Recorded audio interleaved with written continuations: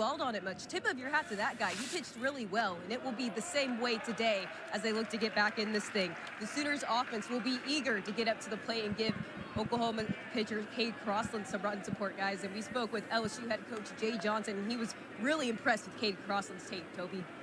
Thank you, Carly. We are underway. Strike one from Crossland, and he misses on that one. A ball and a strike. There you see the Sooner lefty coming off his best start of the year last week at Alabama, out of Rockwall, Texas. Went 6 innings, gave up just 2 runs while striking out 7. Crimson Tide a week ago. Saturday was the game Oklahoma won down in Tuscaloosa. Trying to even up the series for the Crimson and Cream here tonight. He's a ball and 2 strikes to LSU leadoff man Derek Curiel. Curiel 1 for 4 in the opener. And he grounds that to the right side. The shortstop Willits playing on the right side. Throws on to first for out number 1. Yeah, Crossland, good pitch there. Jammed Curiel, who's a very good hitter, one of the best hitters in the league. So hopefully it's a good start for Crossland. There's a good look at Cade Crossland out of Weatherford Junior College, making his 5th start of the year. ERA a little inflated. He suffered an injury right before the season started, and they slowly worked him back through the bullpen, was inserted eventually into the rotation and into the starting rotation a couple of weekends ago. Foul ball by Jared Jones. One of the top sluggers in America here for the Tigers. 11 home runs. Last night, Jones picked up his 47th run batted in.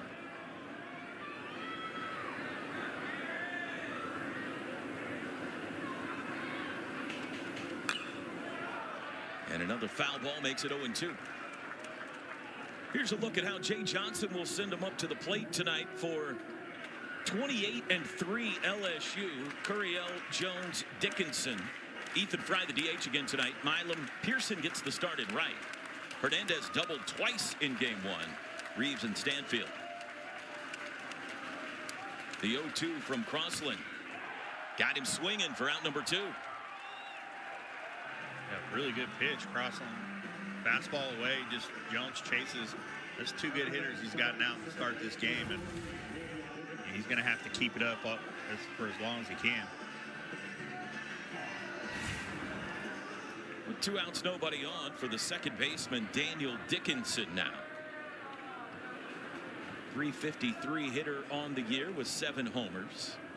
Hitless last night in game 1. And he takes strike 1. As good as Cade Anderson was last night, the Oklahoma pitchers Kyson Witherspoon and Jamie Hitt were also very good, allowing just 6 hits and 2 runs to this powerful LSU offense. Yeah, Hitt came in out of the bullpen. He at one point struck out 4 in a row, but Kyson didn't have his normal strikeout totals, but he still threw really well, only giving up a couple runs to this offense. The 1-1 now to Dickinson. A ball and 2 strikes.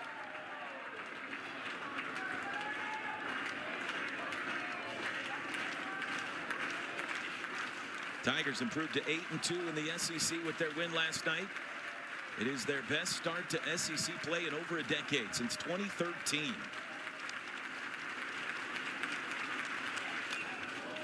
And Dickinson pokes it foul to stay alive. By the way, the 135 pitches last night for Cade Anderson, the most for a Tiger pitcher since 2006. Lewis Coleman in 2006 against Alabama threw 135 pitches in a game, almost 2 decades ago. Yeah, back to Anderson. I know he threw a lot of pitches, but he didn't look like he was laboring or struggling out there. It was an easy 135. Jay Johnson said there was no fighting on Anderson's part to stay in the game. It was not a discussion to take him out. He knew if there was a base runner against him in the 7th, 8th, or 9th, they would go to the bullpen. And Oklahoma could not put a runner on against him as Dickinson turns on one and rips it deep but foul into the Oklahoma bullpen. Oklahoma got a leadoff double, Rich, in the 6th inning. Didn't allow a base runner the rest of the way. Retired the final 12 in a row. A remarkable performance last night. Yeah, he was great, controlling all 4 pitches. But OU's got to do a better job of fighting at the plate tonight and try to string some hits together. 2 outs, nobody on. Crossland, the 1-2 again to Daniel Dickinson. Here it comes. Downstairs. Now the Sooners in a familiar position. Oklahoma has dropped the opener in each of their last 2 weekends in conference play. Came back to take the series from Mississippi State. Came back to win game 2 before losing game 3 against Alabama last weekend. And a good fight here by Dickinson as the count is now full. Yeah, he's putting together a good at bat. Now here with 2 strikes, he's looking to choke up on the bat and shoot something the other way and react to something in.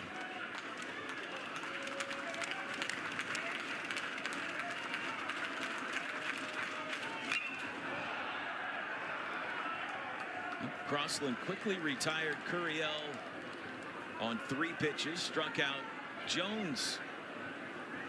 But Dickinson making him work.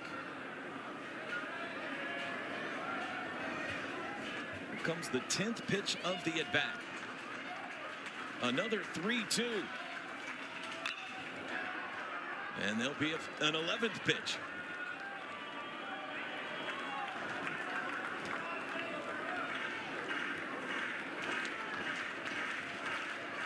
Daniel Dickinson, Utah Valley transfer. 8-game hit streak snapped here last night. Putting together a heck of an at-bat, though, in the top of the 1st inning.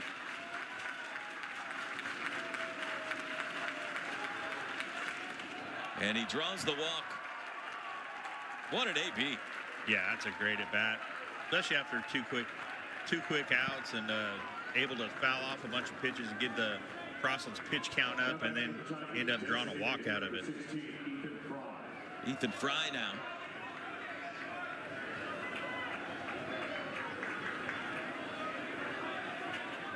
Fry 1 for 4 last night. He's the DH.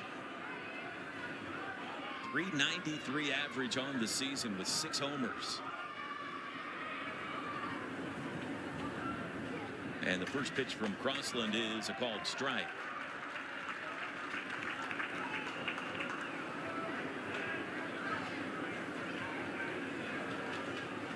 There's a good look at Fry. Junior from Rose Pine, Louisiana. The 0-1, 0-2.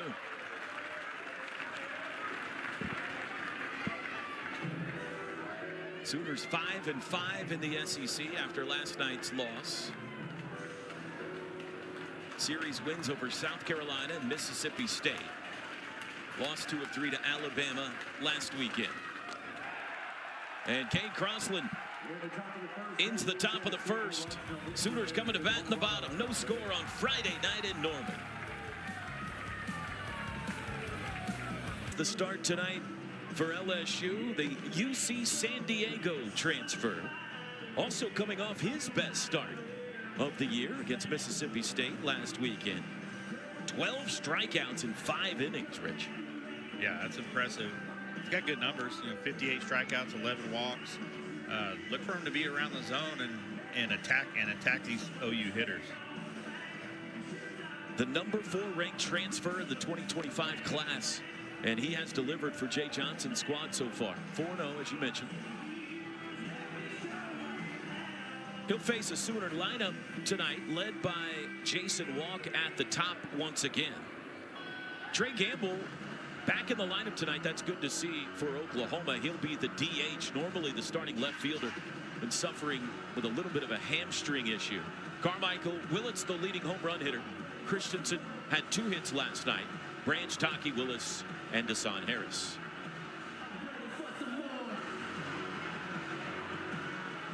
So our first look now at Anthony Ianson as we move to the bottom of inning 1. The Oklahoma dugout eager to see if they can get the offense going early tonight. Feels like that might be important for Oklahoma to put some runs up early. I think so, especially for their confidence. Try to get some guys on, steal some bases and figure out a way to score guys from third base with less than 2 outs. A little bit high, 92-mile-an-hour fastball. Jason Walk 0 for 4 last night. Had a monster of a game Tuesday night against Texas Tech down in Frisco. He homered, doubled twice, and walked twice in that one. Speedy leadoff man, a switch hitter here out of Ackworth, Georgia.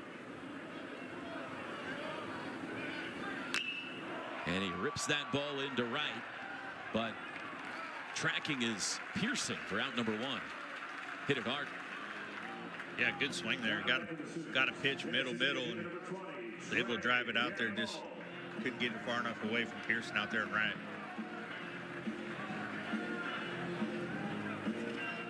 Trey Gamble now. There's a 371 average to lead the team. Got a late pinch hit appearance. In fact, he made the final out of the game last night on a sharp ground ball back to Kate Anderson. He's homered once. .531 on base percentage, up among the league leaders. And he's ahead in the count here, 2 balls and no strikes. Outside, 3-0. Getting Gamble back in the lineup's a big deal for this Oklahoma team, Rich. Yeah, definitely one of the better hitters on the team. Obviously leading the team in average, but he's also good at drawing some walks and getting things, moving guys around. And he's aboard on a 4-pitch walk. Now, we're not sure exactly how healthy the hamstring is. It's healthy enough to play. I don't know that it's healthy enough to run full speed, so that's worth keeping an eye on the bases. Here's Carmichael. Yeah, he's 9 for 9 stolen bases, so I guess we'll find out here pretty quick if they want him going hard or not. Easton Carmichael aboard twice last night, had a hit and a walk. He's the leading RBI guy on the Sooner team with 30 of them on the season. And takes a breaking ball low. The Sooners put a threat on the board against Kate Anderson last night. They loaded the bases with just 1 out in the bottom of the first, but couldn't score, and then Anderson dominated the rest of the way. Hammered that foul. 1-1. Yeah, it's got a breaking pitch up. It's a little too far out front. Squared it up, but fair in the round field, but we don't play on a round field. 6 home runs for Carmichael. Number 6 came Tuesday night in that Texas Tech game. Sooners won that one 8-6 down in Frisco, Texas.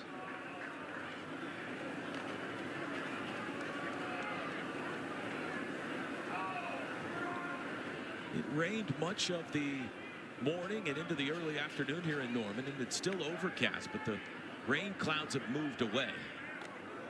2-1. Still a chilly evening. And as you see the flags there, the wind, like it was last night, blowing in.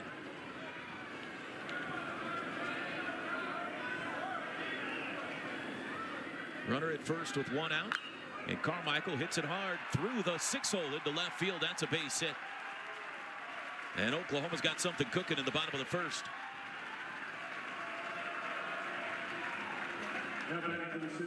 Good piece of hit by Carmichael. Got another breaking ball, I believe.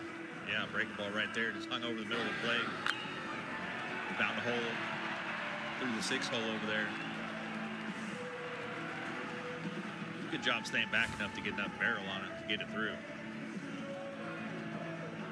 2 on with 1 out for Willits. Reggie's boy here, Jackson Willits, the shortstop, 1 for 3 with a walk last night. Looks at 1 low from Ianson. Home run leader on this Sooners team. He's got 8 of them. He also homered against the Red Raiders Tuesday night.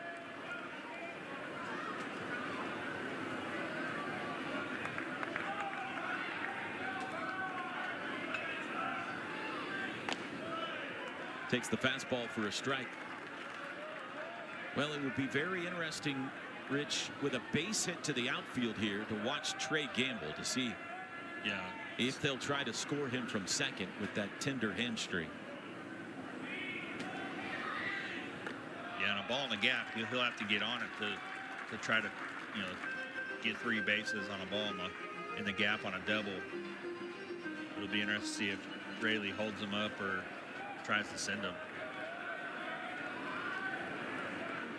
2 balls and a strike to Willits. Ianson a check at second. And the pitch is a high fly ball into center field. Stanfield calling for it.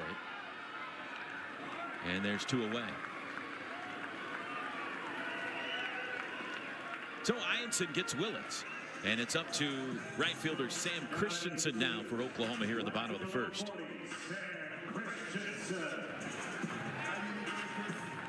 Christensen had the best night of anybody against Cade Anderson. A couple of hits, including a double. He also drew a walk. His SEC leading 34th of the year. Even up 300 batting average with 4 homers for Christensen. And he swings and misses at the off-speed pitch. Looked like a good change up there from Ianson. Out of Mesa, Arizona. It's been a good addition for OU this year. Pulled foul of first, and it's 0-2.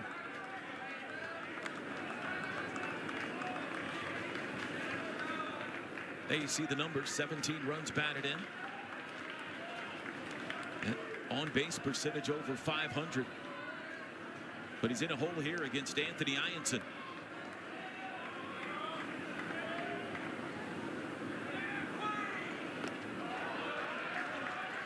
Didn't bite.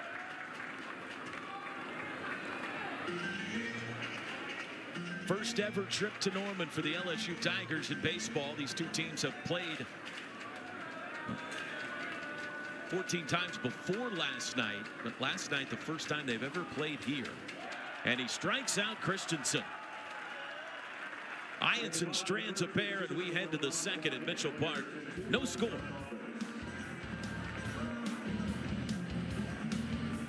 Time national champions. Here's a look at LSU at the midseason. 28-3, best start in 12 years.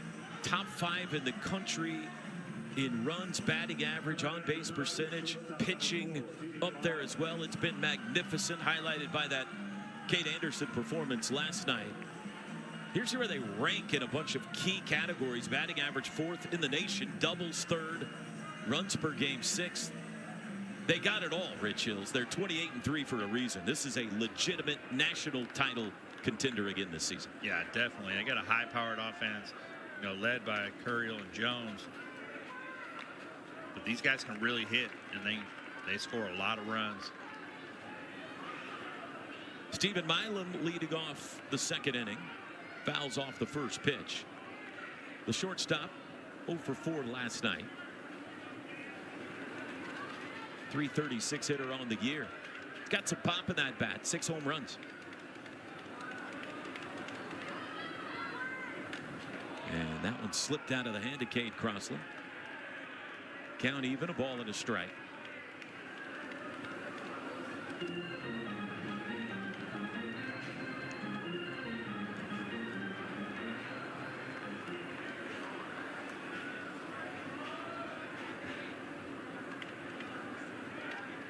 Crossland set the 1-1 to Milam, and he bounced that one. Crossland, one of the big portal pickups for Oklahoma this season, the Weatherford Junior College product, and he is now where Skip Johnson expected him to be when the year started. He figured Crossland and the Witherspoons would likely be his weekend rotation, and it has eventually morphed into that. We'll see Malachi tomorrow. It's a 3-1 count now to Milam.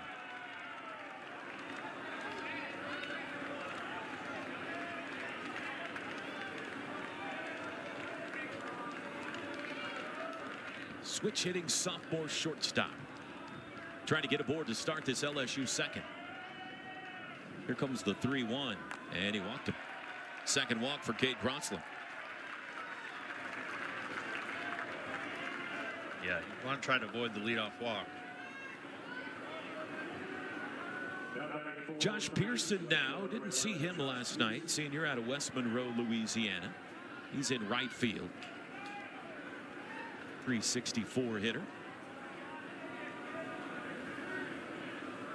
Jake Brown got the start in right in game 1.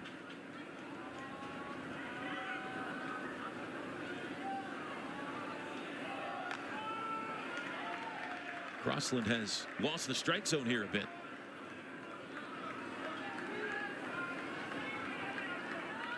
The Tigers will run a little bit more than perhaps in past years. 29 stolen bases as a team. That's not a huge number. Milam's got one of those. And it's 2-0. Everything up right now. Yeah. And it's, Crossland, they squared a bunt like that. You just throw strikes, let them bunt it, and get it out.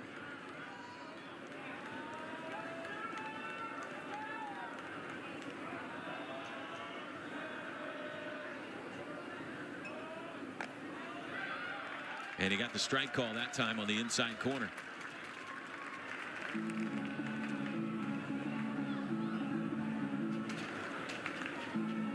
Pearson trying to advance Milam to second with Luis Hernandez, who doubled twice last night in the on-deck circle.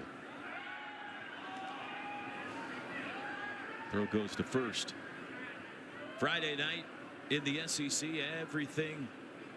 everybody in action and almost everybody underway now around the league. This one of the 2 marquee series this weekend. The other one down in Austin, Texas, where Georgia and the Longhorns getting together, and he hit him. 2 on with nobody out.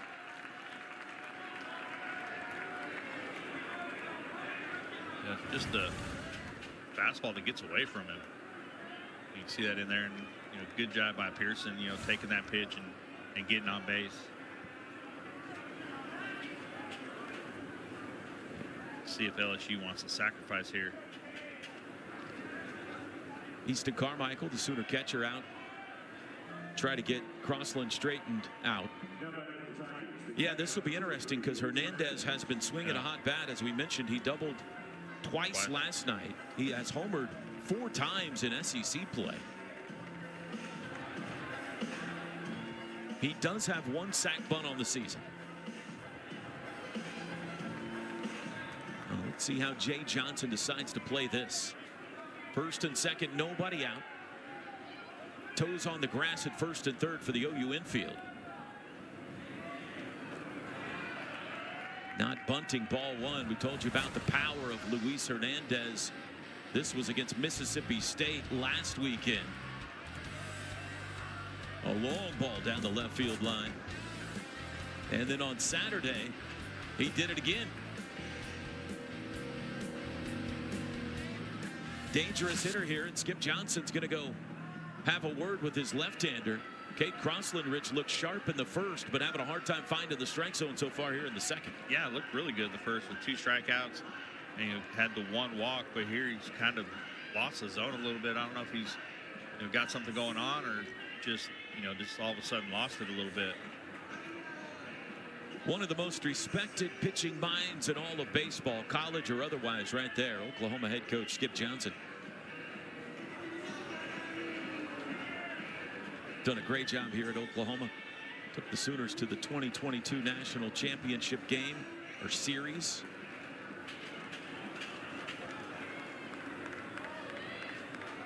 First and second, nobody out. 1-0 pitch coming to Hernandez.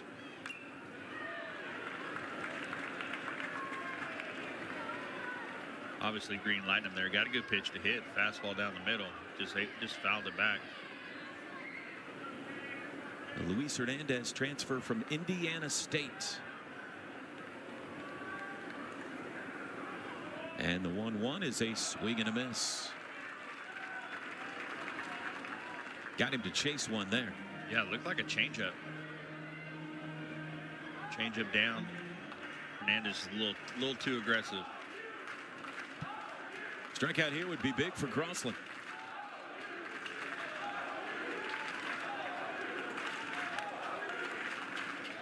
And the ball scoots all the way to the backstop.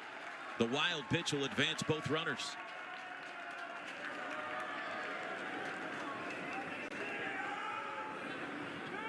that's a tough break for Crossland. Now, all Hernandez has to do is hit a hard ground ball in the middle and score a run. Tigers trying to strike first, just like they did in game 1. A late swing by Hernandez, but he got a piece.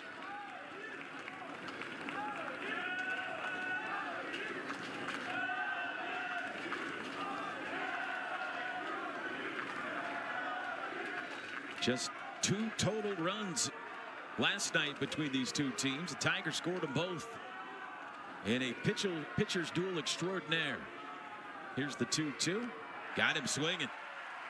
3rd strikeout for Crossland. Not out of the woods, but that helps. Yeah, it definitely helps. And it looked like another changeup. Doesn't look like Hernandez is seeing that pitch very well. Good pitch, keeps it down. Ball tails down out of the zone. And Luis Hernandez just swings over the top of it. Tanner Reeves now. 3rd baseman, left on left matchup. Had 1 at bat last night, and he fouls off the first pitch he sees.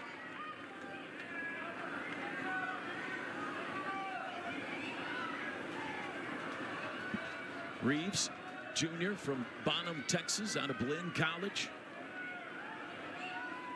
364 average on the season. 2nd and 3rd, 1 out.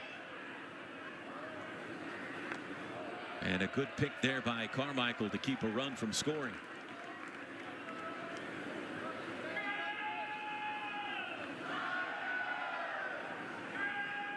Feels like Crossland's playing with fire here in the 2nd.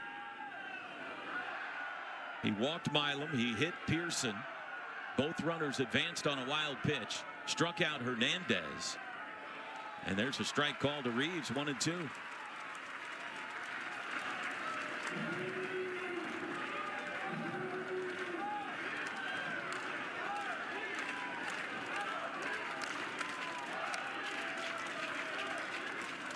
Crossland kicks and fires, and he didn't chase. 9-hole hitter Chris Stanfield waiting on deck.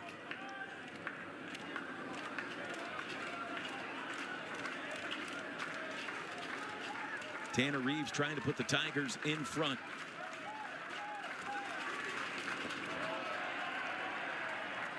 And the count is full. But when he's missed big here in the 2nd. He's said when he's missed, it's been way out of the zone.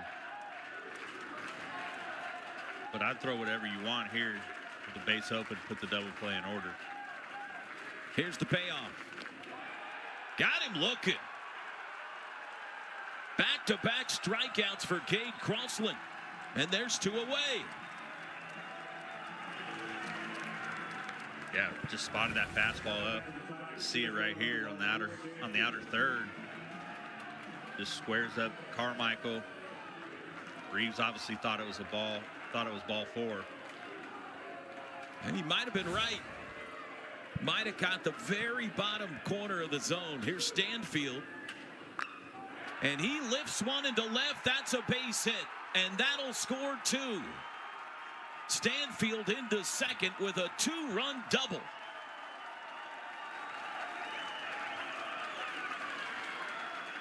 Now Crossland gets Hernandez and Reeves, but just like he did last night, Chris Stanfield delivers. Yeah, just serves it out to left field. Got it on the end of the bat. He was out front. See Crossland's reaction as he hit it. Just got enough of it to serve it out. A little Texas leaguer out in left field. A big 2-out hit for the Tigers. Back to the top now, Curiel.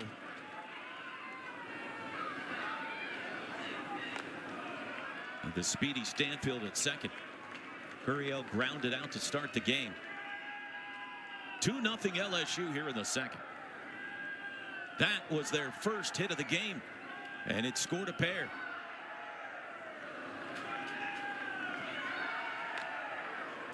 Way in.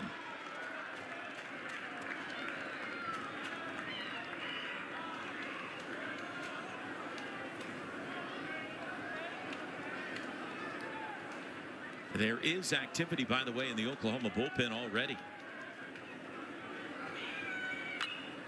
He turns on one. Oh, that's into no man's land down the right field line. It'll fall in. An RBI double for Curiel, and it's 3-0 Tigers.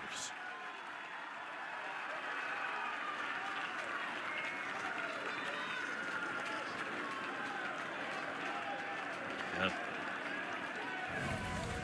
It's tough there.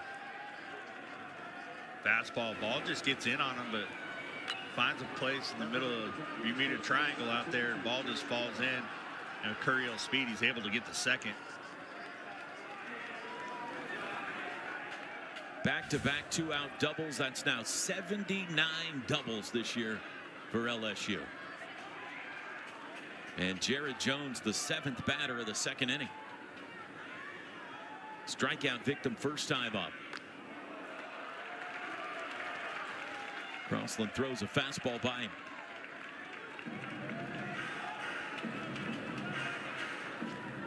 Well, neither ball stung. You kind of had a into the bat double by Stanfield and a flare where they weren't for Curiel. A ball and a strike here to Jones, but they count. And it's 3-0 Tigers.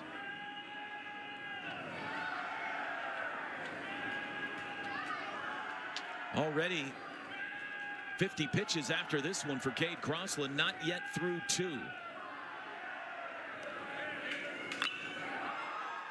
And that's a base hit into center field. Curiel is home. 3 straight 2-out hits. 4-0 LSU.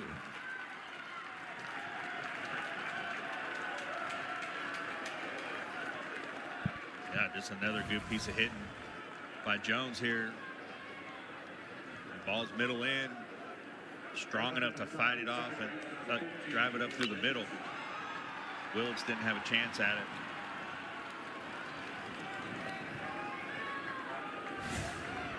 And he was almost out of it. But the Tigers do what the Tigers do. How about this bunt? Dickinson. And they got him. Carmichael, nice play. Inning over. Damage done. Tigers put a 4 spot up. And we head to the bottom of the 2nd. LSU in front 4-0. It was Chris Stanfield that broke the seal on this one. A double into left field. And the Bayou Bengals lead it on Friday night. There, you've been watching out in the outfield. That's the free student section out there. You can bring your tents, your coolers, your chairs, whatever you want. Have a party. Kyle Branch leads off the bottom of the 2nd. Sooners got some work to do as he takes ball 1 from Anthony Ianson. Yeah, it's still early. Got to put together some patient at bats, not try to do too much too early. And good job by LSU, stringing together some hits with 2 outs. Even though they weren't hit hard, they found a way to get it done. Freshman here 0 for 4 last night. He's been fantastic for the Sooners this season. Takes a strike on the inside corner. MVP of the Round Rock Invitational earlier this year when the Sooners posted back-to-back top 10 wins over Oregon State and Virginia. Went around on that one according to home plate umpire Brian DeBrouwer. 2-2.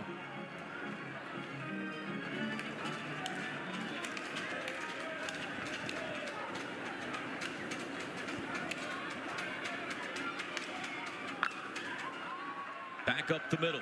Dickinson in time. Nice play.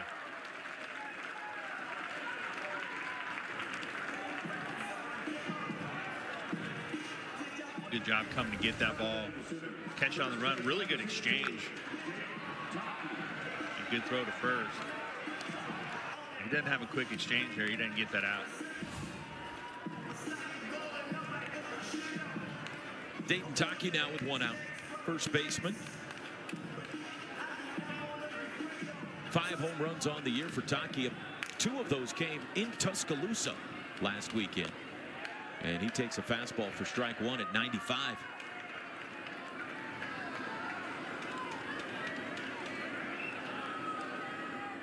.289 average. Waves at that one, 0-2.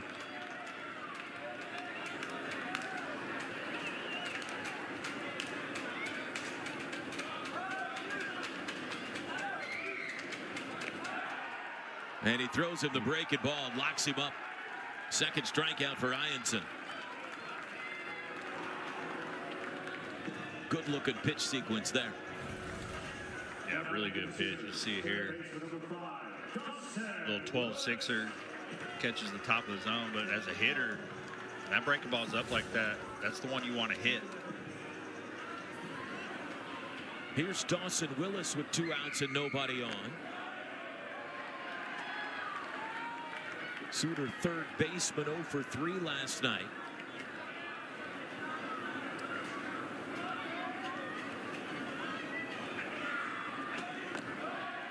And he takes 2 straight strikes on the inside corner. Ianson looks like he's found his groove here. Trying to make it a 1-2-3 second.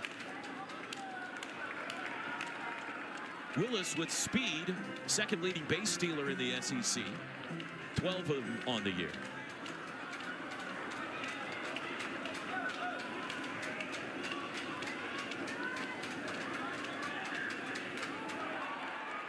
And he just got a piece.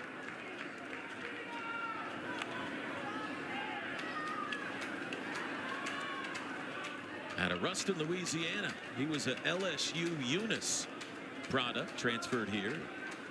National Defensive Player of the Year in Division II last season. Pops it up foul. Good glove over there in the hot corner for Oklahoma. And he has shown some power this year too, Rich. Yeah, he has. He's got 3 home runs, you know, a couple clutch ones at that. But he can really run for a bigger, taller guy. He said really good on defense, but he can run. Pulled that one foul.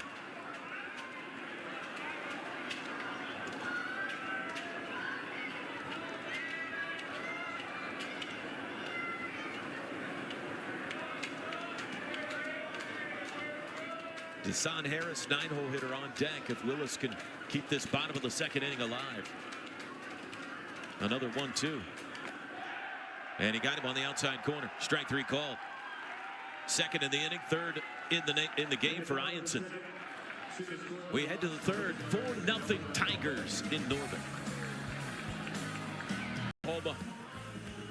And this league is all that it's cracked up to be. Every weekend has been a blast so far. This is just weekend 4 of 10. Sooners will host Vanderbilt here next weekend. Ethan Fry, the only Tiger that didn't bat in that 4-run second, takes strike 1 to start the third.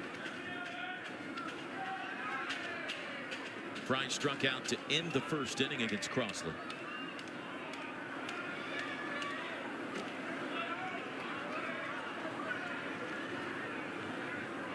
Three consecutive 2-out base hits. Plated those 4 runs.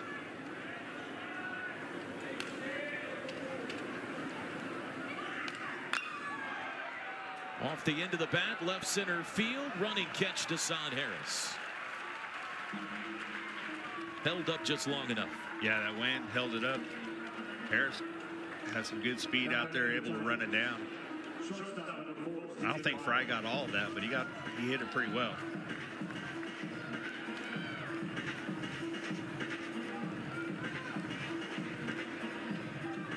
There's Jay Johnson, 4th year, former Arizona head coach, former Point Loma Nazarene player and head coach back in the day, as Stephen Milam takes ball 1 inside. Very highly thought of leader of the Tigers. Milam walked to start that 4-run second. And he's ahead here 2-0.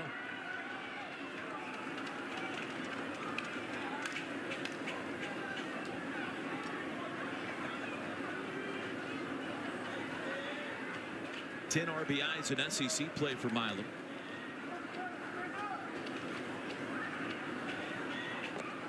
3-0.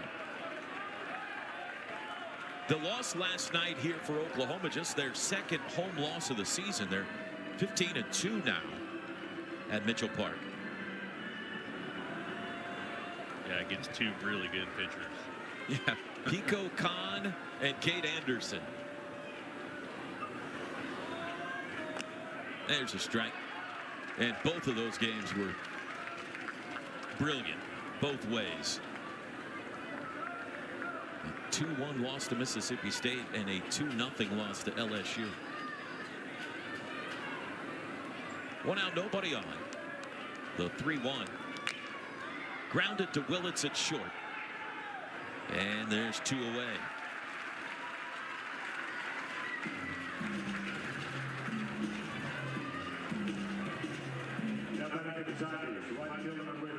Josh Pearson now. Hit by a pitch and scored in the second. Tigers hoping to get some good news in the next few days. Gavin Guidry could return as soon as next week. The preseason All-American reliever has been out since the first week of the season with back issues. And a very good 28-3 team, maybe getting some reinforcements here soon.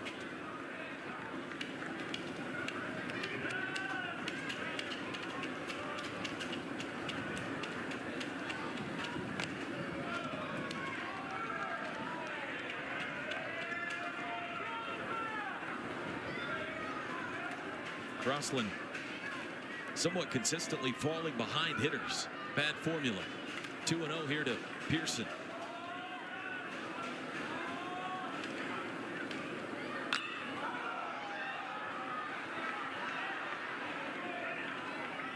Into 1-2-3 third. Gabe Crossland settles things down. We're talking to Jay Johnson in the dugout when we come back. 4-0. His Tigers lead it.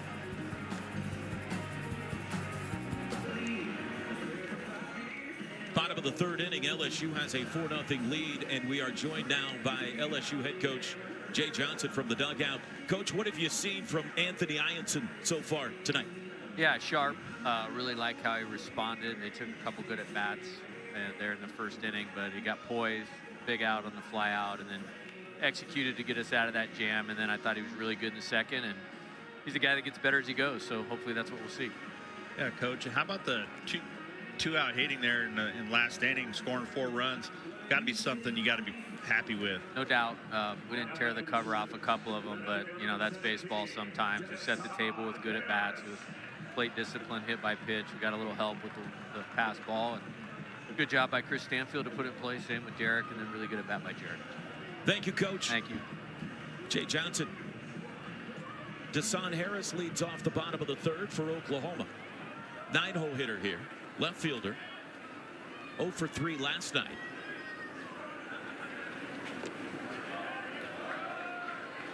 Harris 3 hits against Texas Tech Tuesday night down in Frisco.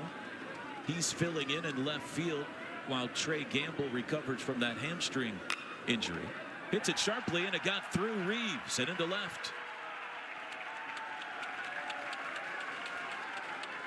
Let's see how they score that, but Harris aboard to start the third. Yeah, good piece of hitting there. Got a ball away, and he just goes with it and slashes it. Slash it over there to Reeves. I think Reeves probably thought he should have caught it, but the ball found the way through him somehow. Back to the top of the order. Jason Walk hit the ball hard, flied out to right. Back in the first inning, 0 for 1. Still looking for his first hit of the weekend. They have given Reeves an error. E5.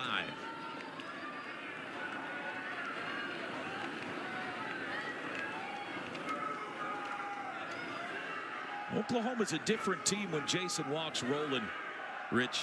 And we saw him much of the year. He has been, especially on Tuesday night. He's electric. They need him on the bases. Shallow right field. This will be an easy out for Pearson, and there's one gone. Yeah, like you're saying, he's the catalyst for this offense.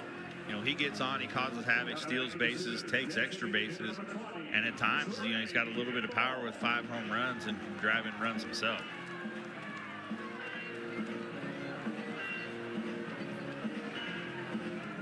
Trey Gamble has the only walk issued by Ianson tonight.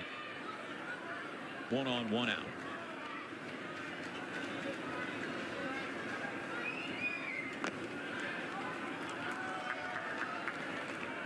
Sooners need something offensively to get this crowd fired up. 11 scoreless innings so far against the Tigers.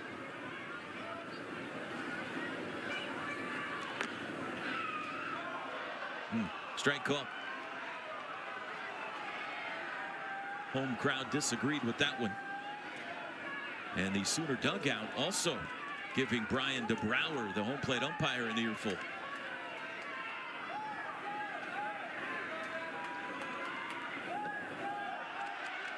Harris will take second.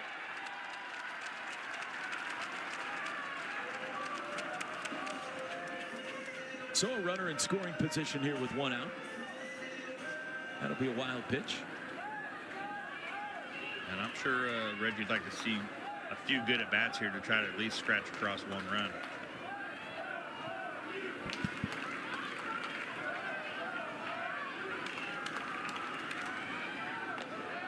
Good looking breaking ball in there. Strike 2. It's been a good pitch for him tonight.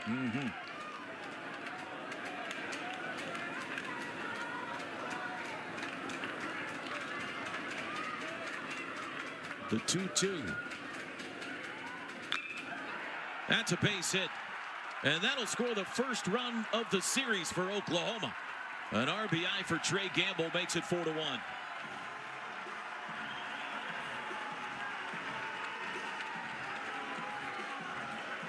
A good piece of hitting there by Gamble. Got a pitch middle, just drives it up, just drives it back through the middle of the defense. You see that ball out over the plate. Good job staying behind it. RBI single for Gamble. That'll be an unearned run. Carmichael now. He singled back in the first. 2 for 5 in the series for the Sooner highly touted catcher.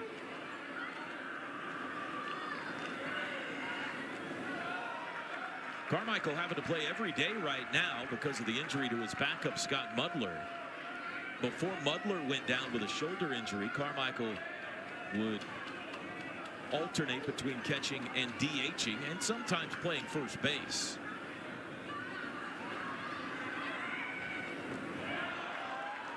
Took a big hack at one there, 2-1.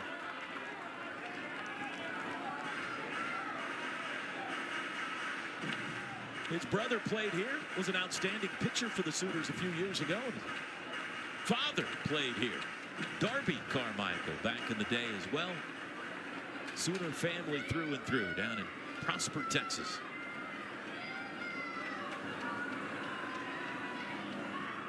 Runner goes. Well, that'll tell you a little something about how they feel about Trey Gamble's hamstring. Yeah, it was a hit and run. Looked like got a little late start. I don't know if it was a hit and run or a delay steal.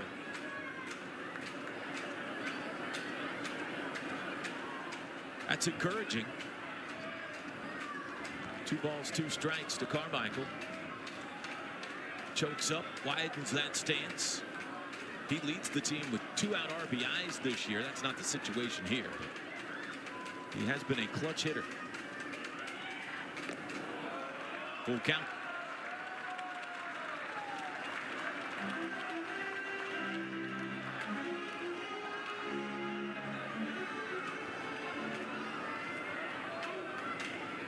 Sooners have scratched a run across here in the 3rd, looking for more. Oklahoma has seemingly done nothing but play close games this year. They have played 5 straight games decided by 2 runs or less. 9 of their last 11 have been decided by 2 runs or less.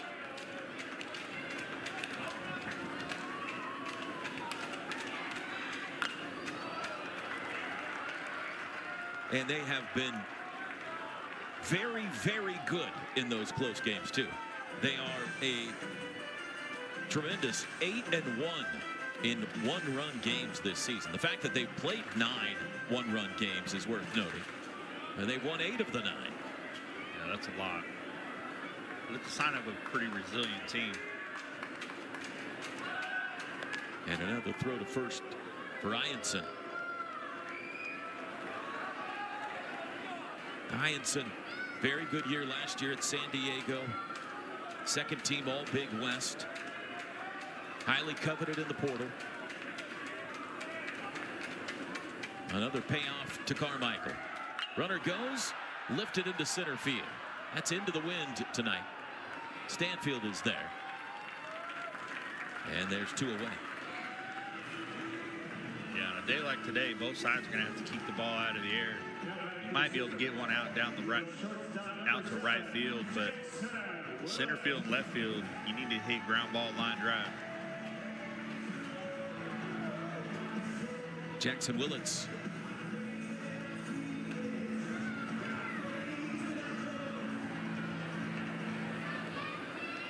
Flight out to center. Back in the first. Fastball strike. Second baseman Daniel Dickinson playing Willits to pull.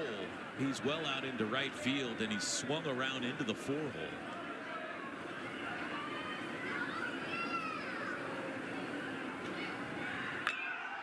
And he drove it between him anyway. That'll get into the corner. Gamble trying to get around third on that sore hamstring. Headed home, he'll score standing. RBI double for Willits makes it 4-2.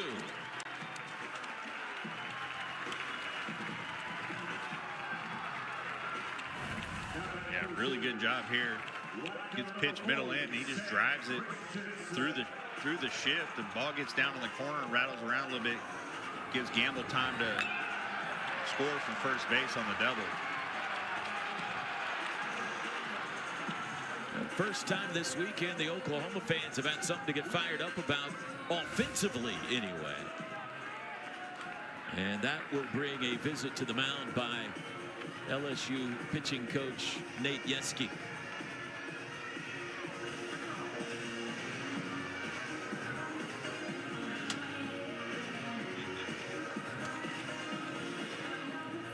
The Sooners have cut the deficit in half.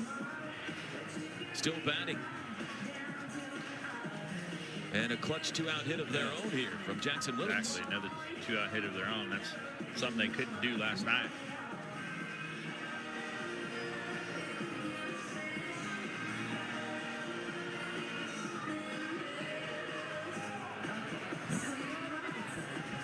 Yeskie conversation with Ianson comes to an end. And Sam Christensen will try to keep this third inning going for Oklahoma here.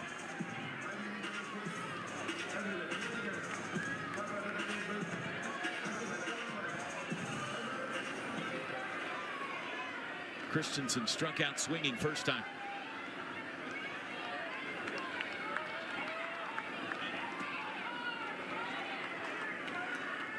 Swing and a miss.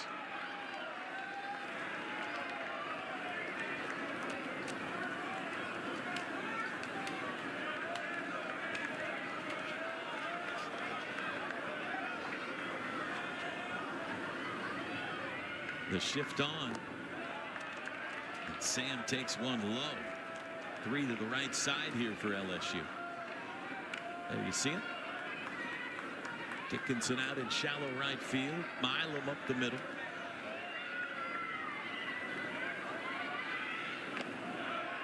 Strike at the knees.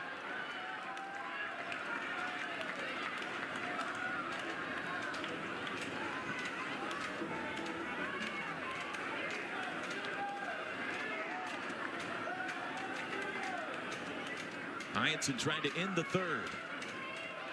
Good block by Hernandez to keep Willits at second base. Excellent defensive catcher. Yeah, really good. That ball bounced out there next to home plate. pitcher's best friend is a really good catcher that can block. You're not afraid to throw anything.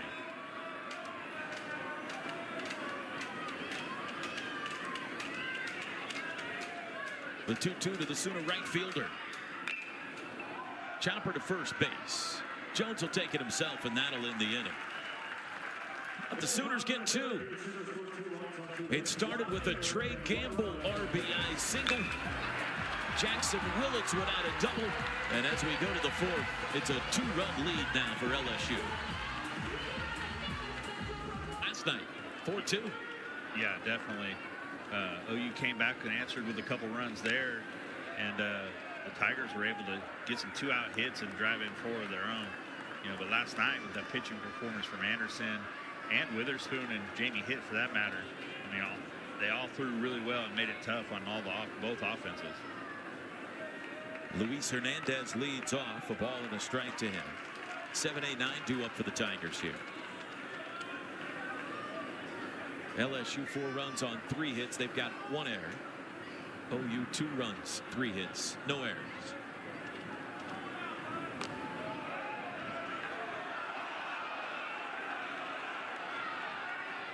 Crowd restless again. 2-1.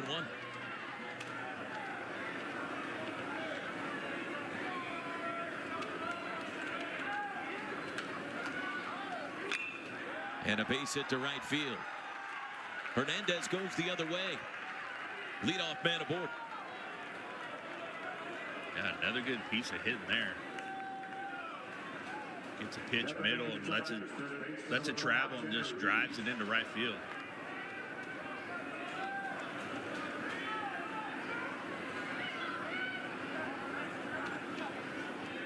Tanner Reeves struck out looking first time up.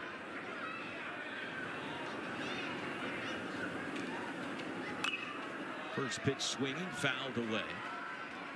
These two teams will play again tomorrow in the finale at 2 o'clock, and weather could be interesting here tomorrow in Norman. It's supposed to be the coldest of the 3 days. There's a chance for some precipitation, but it's going to be very windy. A cold wind outside. Game will be played in wind chill temperatures in the 30s, maybe the 20s tomorrow.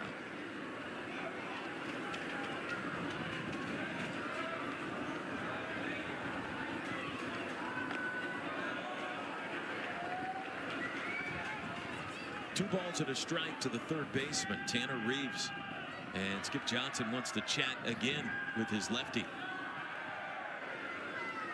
Well, it feels important here for Oklahoma to put a 0 up after they finally get a couple of runs, Rich. Yeah, and that's what you want to do. I mean, as a defense, after you score, you want to keep the other team from scoring the next top or bottom half of that inning and get some momentum going and keep it going.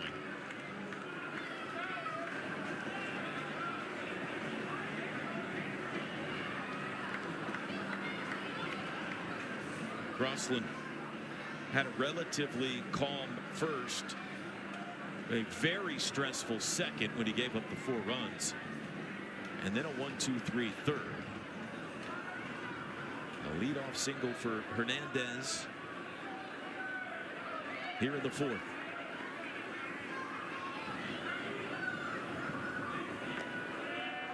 And a strike at the bottom of the zone, and Reeves didn't care for that call. It looked like the same pitch called for the strikeout on his last at bat.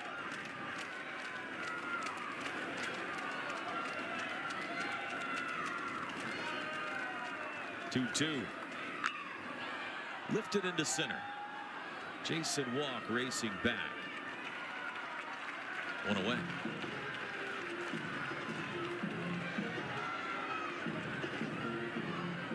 That just goes to show you what the wind's doing here tonight. That ball was hit well. And that just ended up being a routine play for Jason Walk out in center field.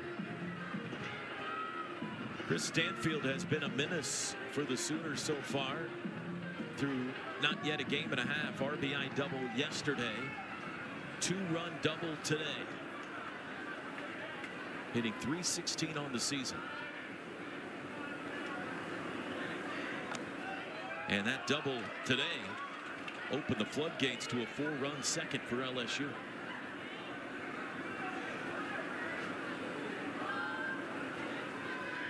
Auburn transfer here out of Tallahassee. He bunts it foul. Let's go back to the second inning. Here's Stanfield after Crossland just struck out Hernandez and Reeves. He got the big double. Yeah, got it out front. Hit off the end of the bat, but found green grass out there in left field.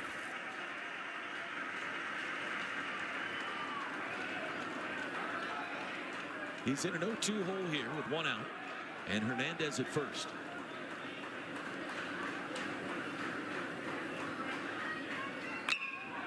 Turns on that one and pulls it foul.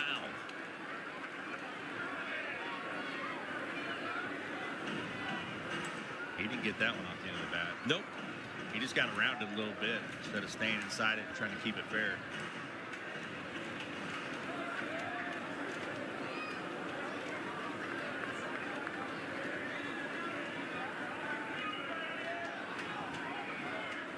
Sooners have turned a double play in 10 straight games. They take one of those right here. Or strikeout. 2 gone. That's 5 of them for Cade Crossland. Change up, Rich? Yeah, it looked like it. That left-handed changeup going away just off the plate. Stanfield chases the ball right there. That's a tough pitch to hit. Curiel now also doubled in the second, drove in a run, and came around to score. 2 for 6 in the series. Grounded to the right side. Branch is there. And that'll do it for the LSU 4th. We'll chat with Skip Johnson down in the Sooner dugout when we come back. It's 4-2 LSU.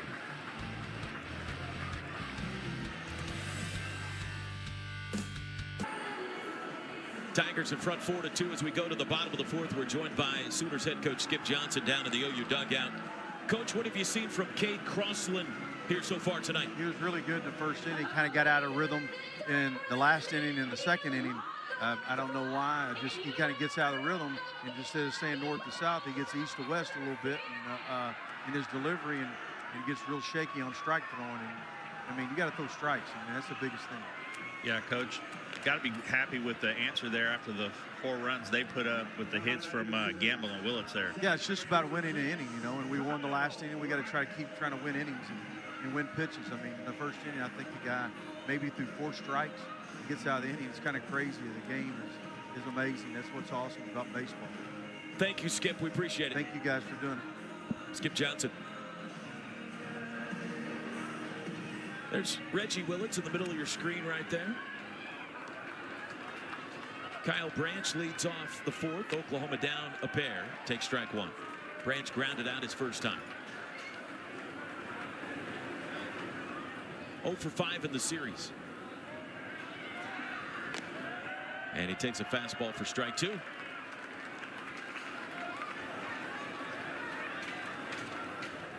Hyanson 12 strikeouts against Mississippi State last weekend. Misses low on that one. He had a 15 strikeout game this year against North Alabama. That's good no matter who you're playing. Yeah. And there's number 4 for him tonight as he strikes out Kyle Branch to start the 4th.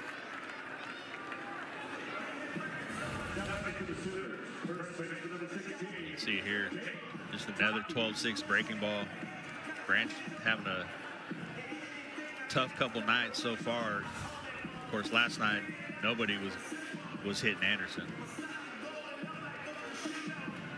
Taki went down in 3 pitches first time up. Big shift on against him here, and he swings and misses at the first offering.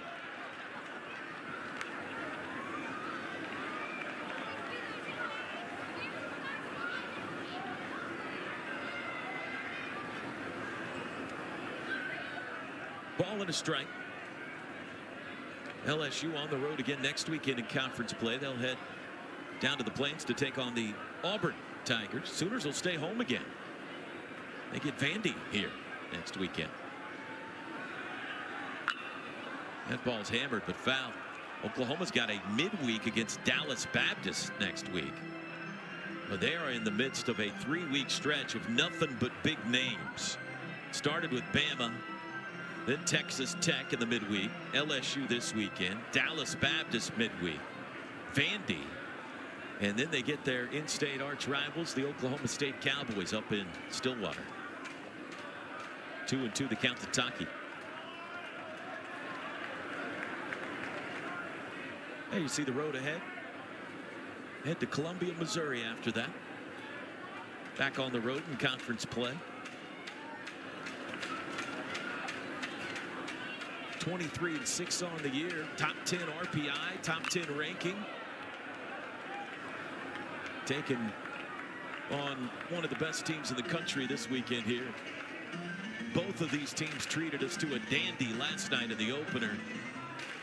Good start to this one tonight as well. 4-2 LSU here in the fourth.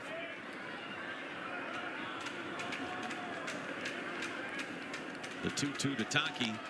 Strike 3 call. Fastball. Taki staring back at Brian DeBrouwer. That's 5 of them for Ianson. Yeah, that looked, to me, it looked like a pretty good pitch. Might have been down a little bit, but with 2 strikes, can't leave it in the umpire's hands. If it's close, you got to swing the bat.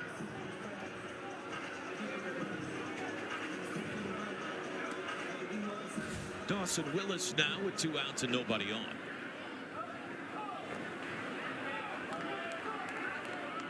Willis struck out looking back in the second.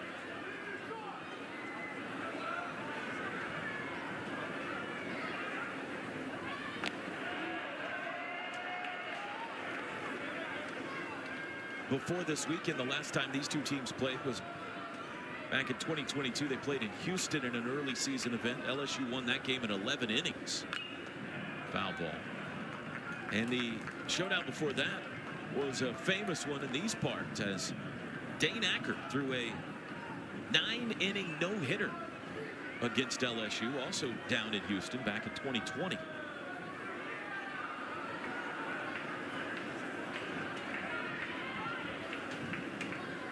Here's the 1-2 with 2 outs. Fouled out of play. Last night reminded both of us of a showdown between these 2 teams back in 2013, Rich. Yeah, John Gray and Aaron Nola. That was impressive, almost like last night. You know, those two guys in the big leagues now. We'll see the guys last night in the big league someday too. Kyson Right. Witherspoon, Kate Anderson are also big league bound. 2-2 the count to Dawson Willis. Yeah, the way those guys have been throwing all season long, been very impressive. That was in the Baton Rouge Super Regional back in 2013. Full count. Over 70 pitches now for Ianson.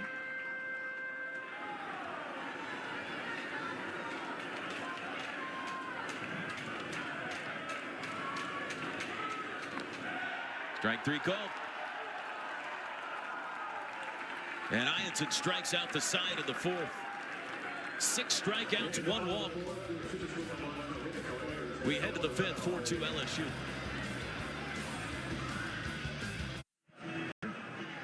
They played down in Austin in week 2 of conference play.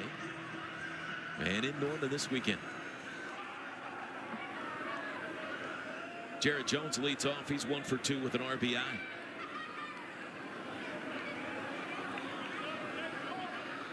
Still facing the Sooner starter, Kate Crossland. Jones ranked by D1 Baseball the #1 first baseman in America this season. Yeah, I can see why. He can really hit. Good defensively.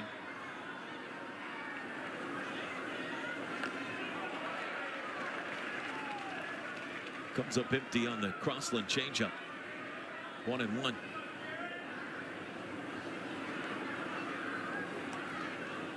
Oklahoma had the bullpen up in that second inning, but Crossland's been able to get him into the fifth. It's a foul tip on that one, 1-2.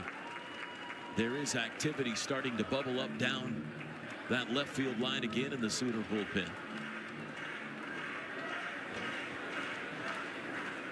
In case the lefty runs into trouble.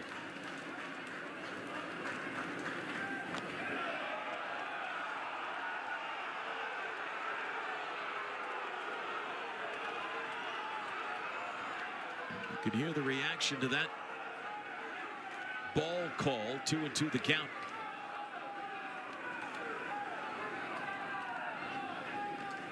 And now the count is full.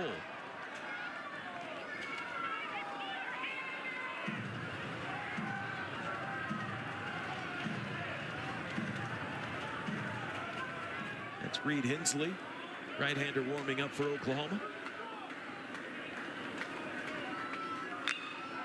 And a base hit. Jason Walk slides to keep that one out of the alley and hold Jones to a single. The leadoff man aboard for the third time in 5 innings for LSU. Yeah, that's, I mean, right there. You see Jared Jones just drives that ball. He can really hit. Said ball almost got past Walk to the outfield for a double. Daniel Dickinson now. He's walked and tried to reach on a bunt, but was thrown out to end the second.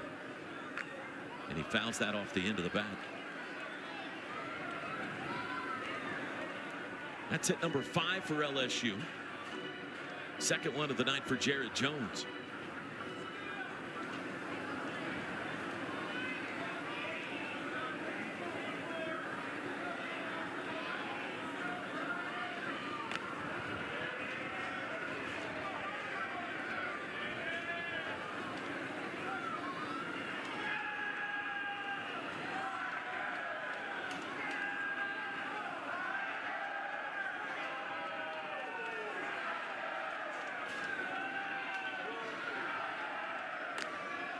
A little bit up, 2-1.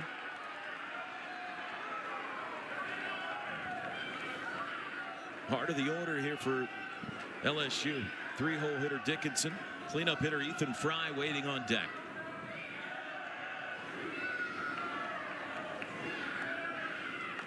And 3 balls and a strike.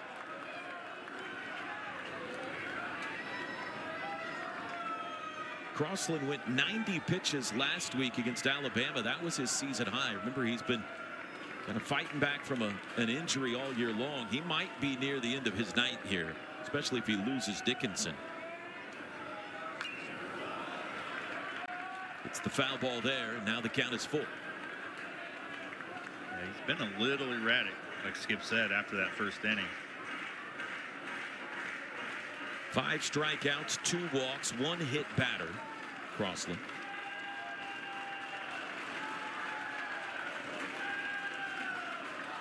Here's the payoff to Daniel Dickinson. And he got him swinging. Strikeout number 6.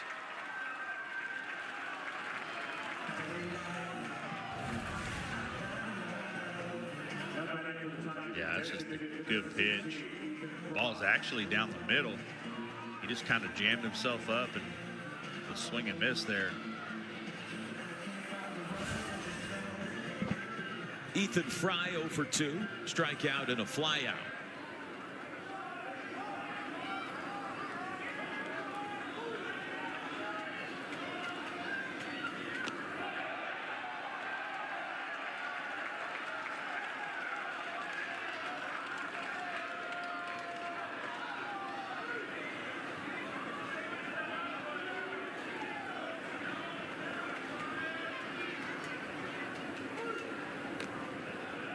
One and one.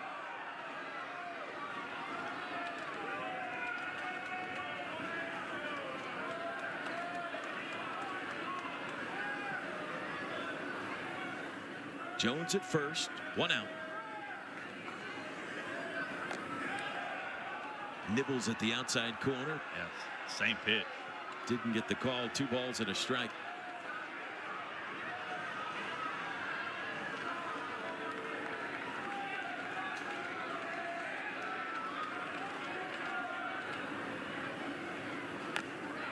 Throws a fastball by him there, 2-2.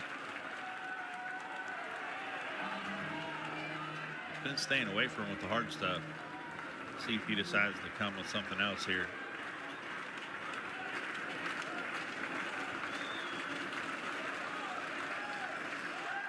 Throw to first at Jones leaning, but he got back.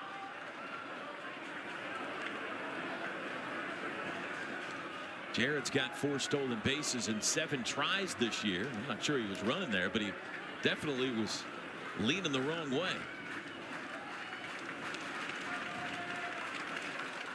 Here's the 2-2 to Fry.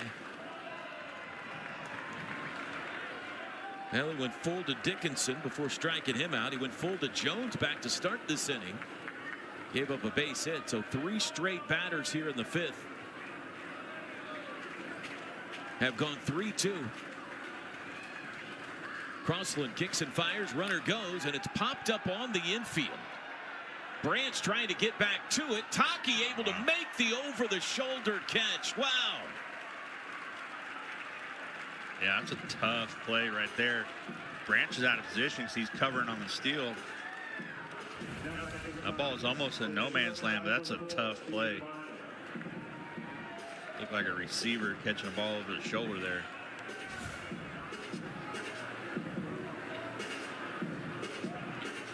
Easton Carmichael now out to talk to Crossland, who has at 94 pitches. And this may be a stall tactic. Let's see if they're going to stick with him against Milam. 2 outs now. Jones still at first base. And it looks like they will let Crossland pitch to the shortstop. Milam has walked and scored and grounded out.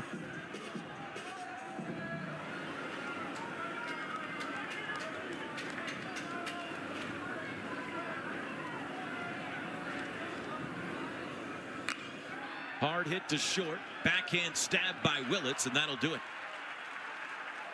Halfway home on a Friday night at Norman. We got a good one. 4-2 Tigers lead the Sooners here on SEC Network Plus. To the bottom of the 5th. Deshaun Harris leads off and takes strike 1. Harris reached on an error by Tanner Reeves back in the 3rd. Came home to score the first run of the series for Oklahoma. Grounds this one up the middle. Backhand stop Dickinson. Wow. Nice play. Very nice play. That's tough throwing across your body like that when your momentum's taking you away from first base. See it right here. Oklahoma's challenging the call of out of first base. That's a great Plays under play. review. He is out. Yeah.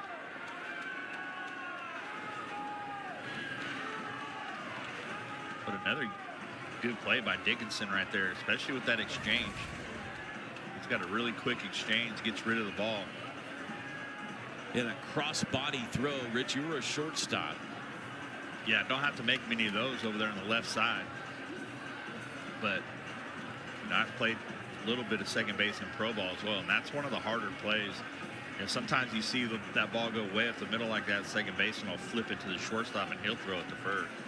Trying to see if they thought maybe Jared Jones pulled his foot or something, but I don't think he did. This seems to be a clear out. After review, the runner's out. Oklahoma loses their first challenge. They have 1 remaining.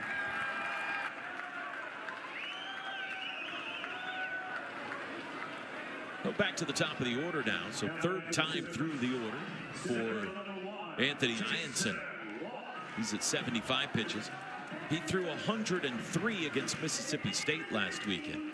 And we are not going to try to guess when Jay Johnson may say he's at the end of his night. Not after last night. Last night, yeah. 135 pitches for Cade Anderson. The most in almost 2 decades for an LSU pitcher.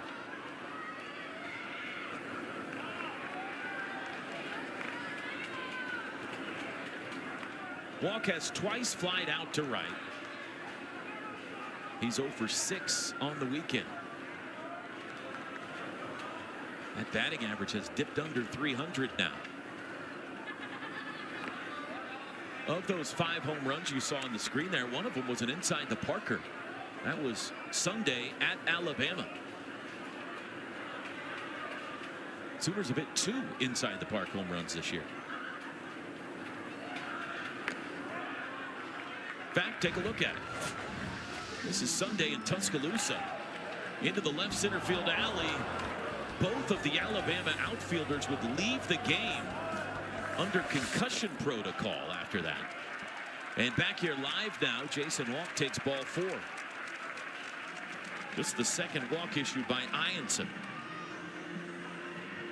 And his first since the first inning.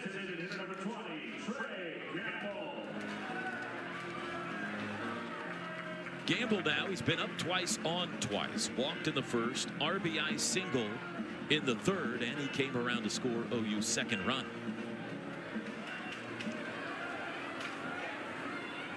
Walk with good speed over there at first base.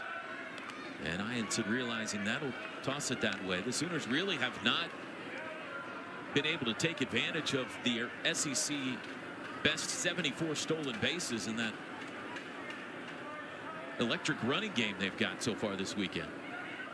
Haven't had many base runners. Yeah. You got to get on to be able to steal them. Walk has 9 bags on the year. Pretty average lead. Inches out a little more, and Ianson throws that way.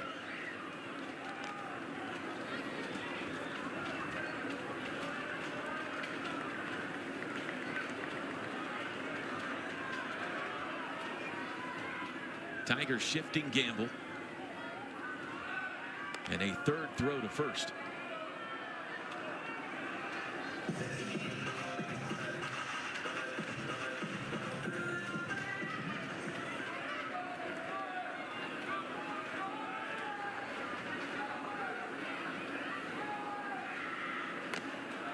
Outside, 2-0. And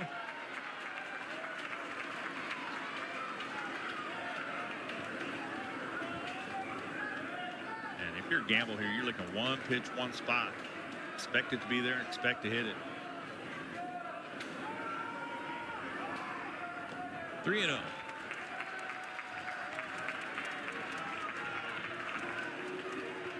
And now Stephen Milam's going to come in and have a word with Ianson.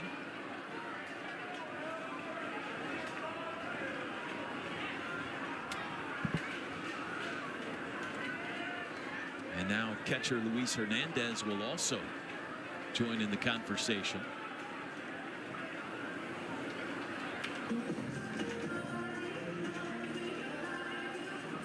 Activity for the Tigers. That bullpen has not had anything to do yet here in Norman, but Evans is up and warming.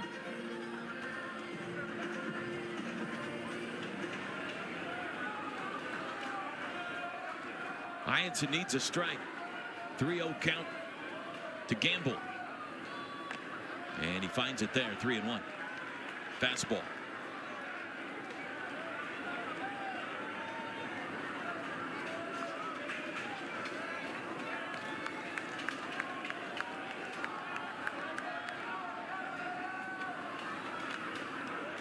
Full count.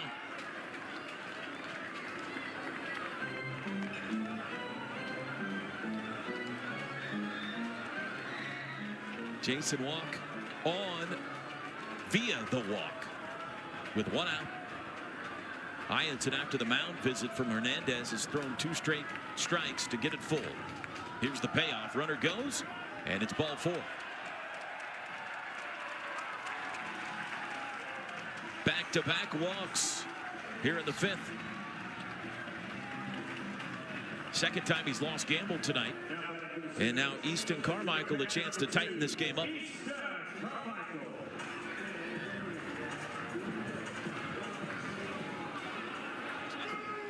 And here comes for the second time tonight Nate Yeski, the LSU pitching coach.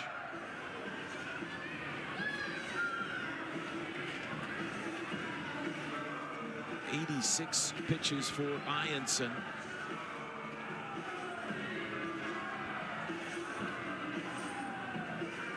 Let's go down to Let's go down to, well, let's see if they make a change first. Yes, no? There's Nate Yeske. In fact, let's go down to Carly Murray. Carly? Yesterday was a memorable day for LSU baseball and the fan base as Cade Anderson tossed a complete game shutout. But it was a heavy day for LSU pitching coach Nate Yeske. His father passed away yesterday, and Yeske still called every pitch in Cade Anderson's historic performance. LSU head coach Jay Johnson says, "I think it was the ultimate display of toughness tonight to stay in the game like that, to help Cade execute in the midst of that.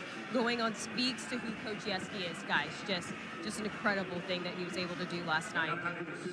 Well, we certainly add our condolences. One of the great pitching coaches in all of college baseball.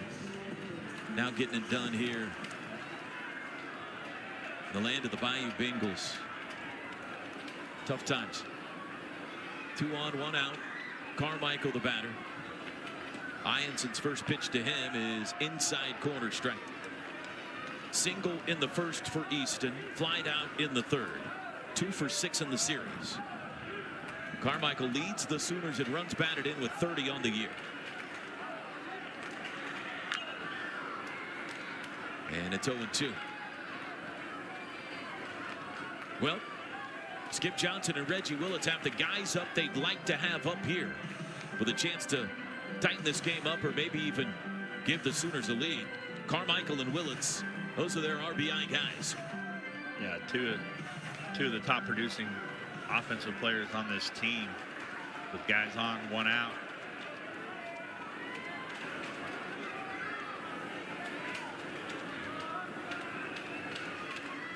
Long hold.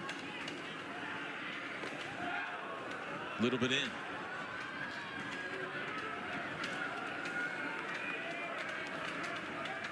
Trouble of his own making for Ionson here in the 5th inning. Back-to-back 1-out walks of Jason Walk and Trey Gamble. And Carmichael stays alive. Yeah, he got a good pitch to hit there and just he was right on it, fouled it off. Jackson Willits on deck, had the RBI double last time up.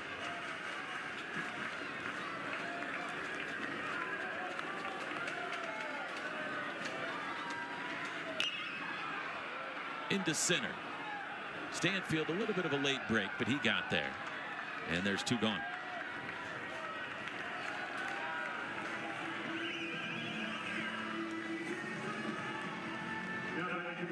And it's going to take a 2-out knock again from Jackson Willits here in the 3rd.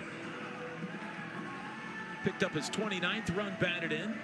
4th double of the year back in the 3rd inning.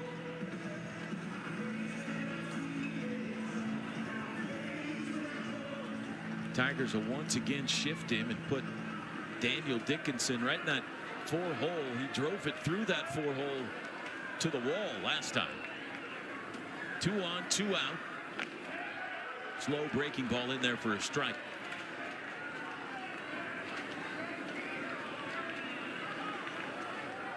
Yeah, I feel like this is a big at bat for Oklahoma right here.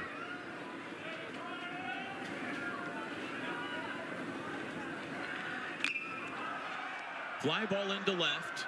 Curiel back, has room, and the inning is over. And Ionson escapes. On to the 6th we go in Norman. 4-2, Tigers in front.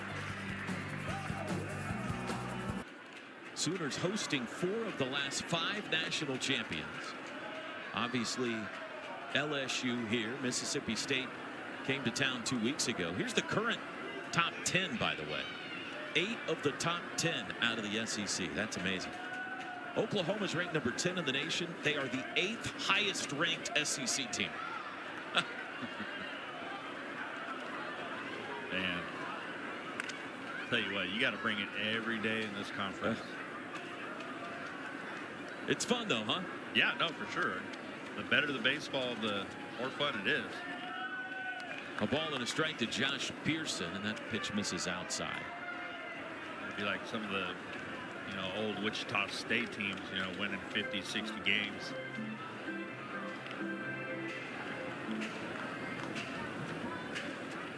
Pearson hit by a pitch and scored in the 2nd, flied out in the 3rd. Hammered that to right. That ball's headed deep. And there's the first home run of the series.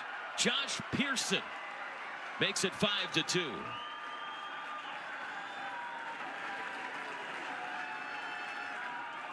Yeah, he just got a pitch middle, put a really good swing on it.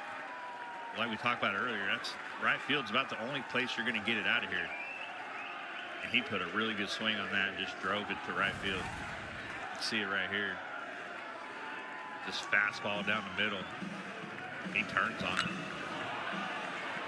Second home run of the year for Pearson. And the 51st of the season for the Tigers. And that's going to be the night for OU starter Cade Crossland. Skip Johnson has come to the mound and asked for the baseball. Josh Pearson getting congratulations down in the Tiger dugout. We'll step aside. Sooner reliever on when we come back in Norman. Tigers now up 3.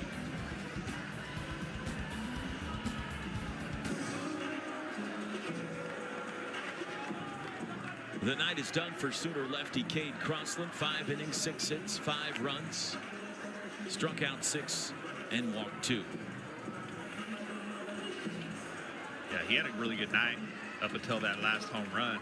He battled through the first 5 innings, just not able to get it done here in the 6th. Now we'll see Reed Hensley, who's been really good this year. Senior out of Lufkin, Texas.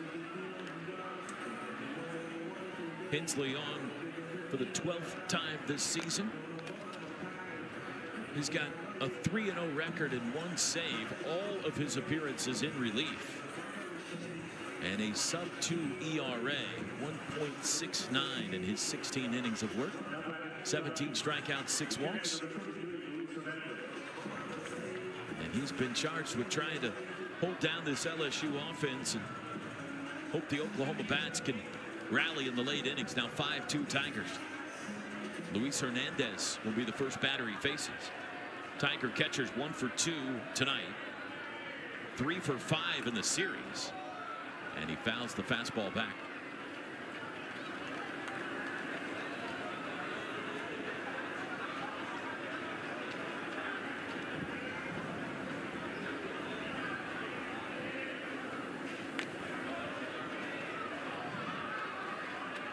Home run by Josh Pearson has added a run to the LSU lead here in the top of the 6th.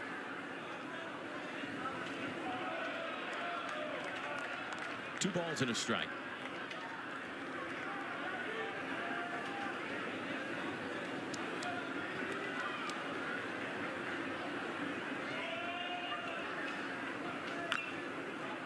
Grounded to third. Willis skips one over there. Nice play. Yeah, nice play by Dayton Talkie too. That's a middle hop that Willis threw over there to first. Good job digging that ball out. Tanner Reeves now 0 for 2. This is game 32 of the season for LSU. They have scored double-digit runs 18 times this year. Yeah, that's impressive. High-powered offense. Sometimes you can just hit your way through a game, even if you're not throwing the ball well on the mound.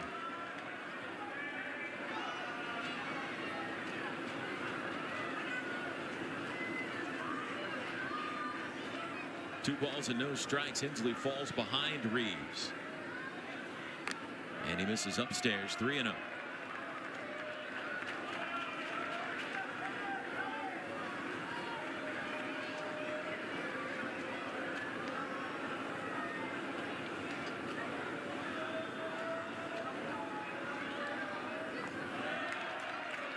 Four-pitch walk. Third of the night for OU pitching. That'll bring Chris Stanfield to the plate, and we go down to Carly Murray. Well, Chris Stanfield was in middle school. He had the opportunity to volunteer with the Miracle League, a nonprofit organization that gives children with special needs or a disability a chance to play on a baseball team. Well, Stanfield was with the kids one night and realized life is so much bigger than baseball. That's what his parents instilled in him. So he continued his volunteer work throughout middle school and high school. Now Stanfield is using his platform to make a difference. He announced before the season that he pledged $100 for every game that he hits an extra base hit, home run, or steals a base. It's just really neat to see athletes giving back to organizations that mean a lot to them and have a special place in their heart. That's great stuff, Carly. And Chris Stanfield. Yeah, that's really cool. He's got 2 doubles this weekend, so $200. Very cool. It's one thing for a professional athlete to do it. College kid to do it, extra special. Reed Hensley scuffling to find the strike zone here. He's fallen behind Stanfield 2-1.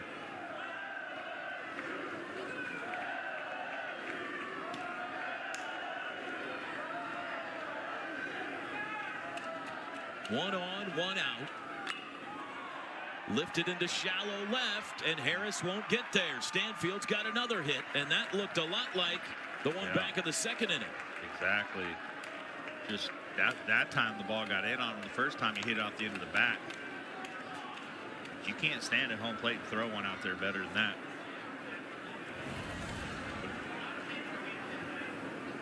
Yeah, that ball just gets in on him. He loses the bat.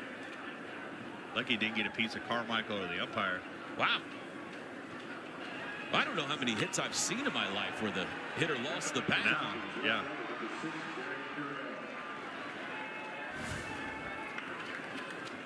Danger time here for the Sooners. 2 on, 1 out, top of the order coming up for the Tigers. Already a 3-run lead, and Skip Johnson is going to go back to his bullpen here and play matchup.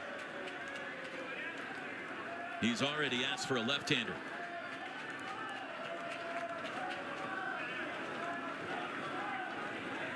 Yeah, tough break for Hensley there. Like, the ball got in on him. You know, they've had 2 or 3 hits like that tonight. Big Bo Sampson coming in out of the Sooner bullpen. We'll take a break. Tigers up 3 in Norman.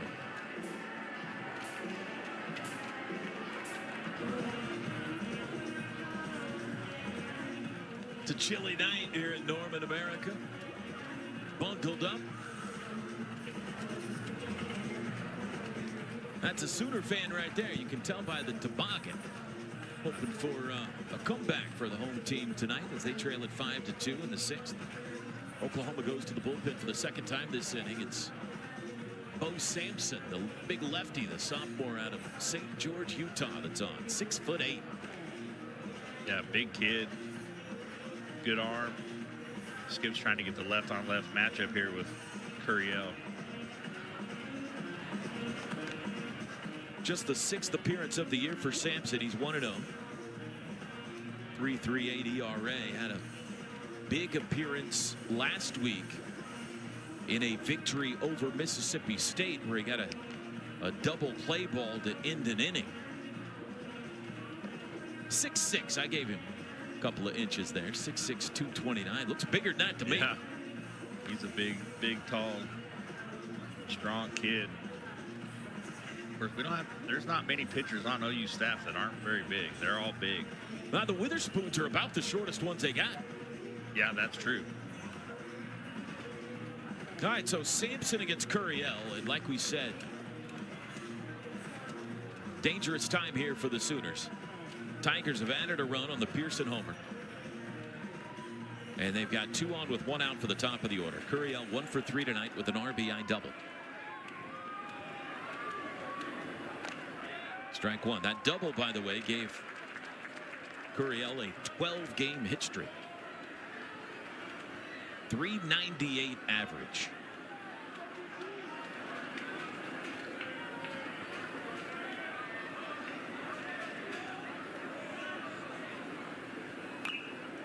And the breaking ball's fouled back. Sampson jumps in front 0-2.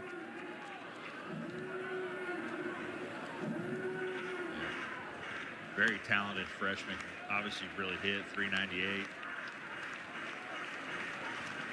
It's nice to have young guys come in and be able to produce like that. Preseason SEC Freshman of the Year. Hit sharply.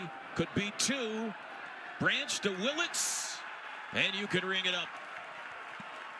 Make it 11 straight games. The Sooners have turned to double play, and Bo Sampson did it again. 4-6-3.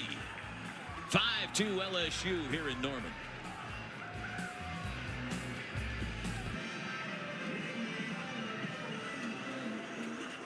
SEC scoreboard on this Friday night. Game 1 for everybody else around the league. Tennessee hammering Texas A&M. That's a final now. Run rule victory for the Vols. Florida continues to struggle. How about Auburn in the Iron Bowl? A run rule victory in game 1 over Alabama. That top 5 showdown in Austin. 5-0 Texas so far, shutting down that dynamic Georgia offense. Here it's 5-2 LSU. Anthony Ianson still on the mound, facing Sam Christensen to start the bottom of the 6th. Christensen 0 for 2. Jay Johnson trying to not have to use a reliever all weekend apparently here in Norman. He's letting him ride.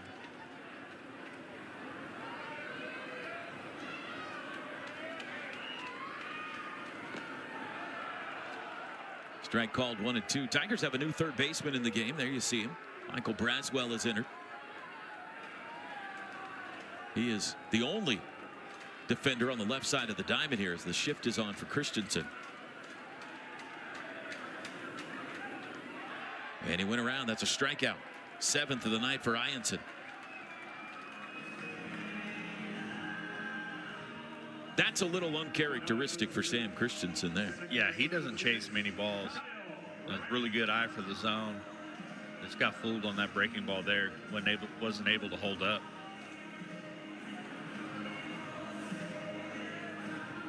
Here's Branch. 0 for 2. And he went around.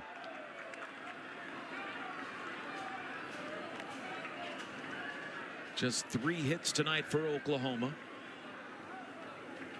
But they have scored 2 runs. And for the 2nd straight night, LSU has received a sensational start on the mound. Strike 2 called.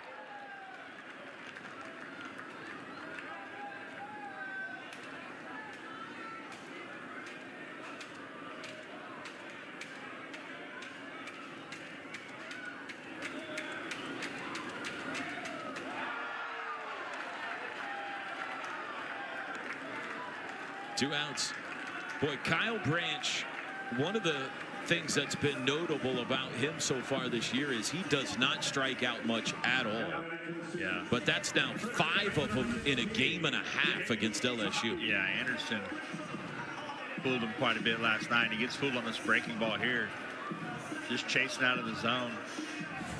Sometimes you get in those funks, especially when you're young.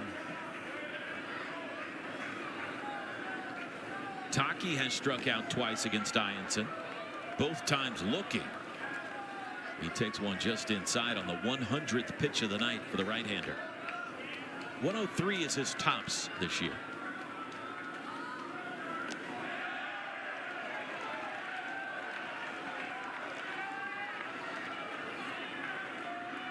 Eight strikeouts, 3 walks.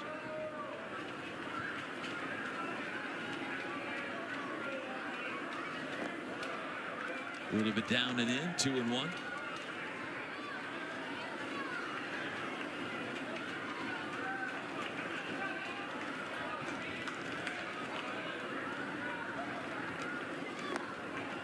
All 8 of Ianson's strikeouts tonight have been in the 5 through 8 hitters. He got Christensen twice, Branch twice, Taki twice, and Willis twice so far. Trying to make it 3 on Taki, but he's fallen behind 3 balls and a strike, and then Taki fouls one off his foot. Yeah, that never feels good. In an odd situation here last week, Rich, in the Mississippi State series, a Bulldog hitter fouled one off his foot that caromed into right field. Yep. And none of the umpires saw it. Yeah. They gave him a base hit. The batter even was stunned. He stood in the left-hand batter's box for a second, while and then kind of hobbled down to first, waiting for somebody to call it a foul ball. And Taki was pointing right after it happened. He's pointing at the hitter. Here's the payoff. Ooh, watch out. Rifled that one just above the LSU dugout over there. Looks like everybody's okay.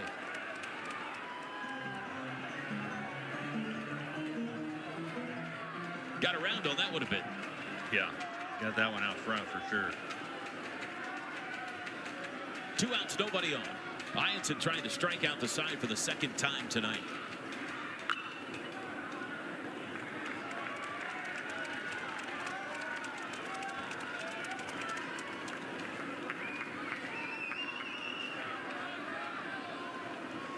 Anthony Ianson out of Lakewood, California. Went from San Diego to Baton Rouge, Louisiana. Little less sunshine and a lot better food. Now they got 4 guys on the right side of the infield. There's ball 4. You ever seen a 4-man shift? I have not. That's for sure. Right before that pitch, Michael Braswell moved to the right side of second base, and all 4 Tigers were on the right side of the infield. I saw it once, and that's going to do it for Ianson. Remember Steele Walker? Yeah. Played for Oklahoma several years ago. Tim Tadlock in Texas Tech put 4 guys on the right side of the infield one day. He was red hot, and he homered, hit it over all of them over the right field wall. Wow. Well, LSU for the first time this weekend is going to the bullpen. And we'll take a step aside, see who the Bayou Bengals call on next when we come back.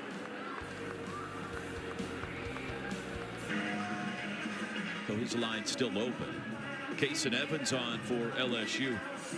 Last time Kason Evans appeared in a game, he went 4 innings to finish off Mississippi State last weekend. Didn't give up a run.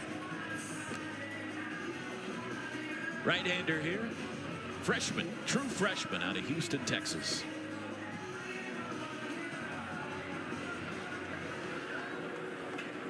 Making his 10th appearance of the year. He's 1-0 with 5 saves and a sub-1 ERA, 0.90.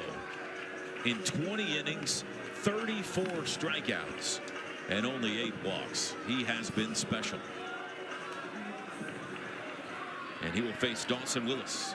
2 outs and a runner at first here in the bottom of the 6th. Starts him off with a swing and a miss.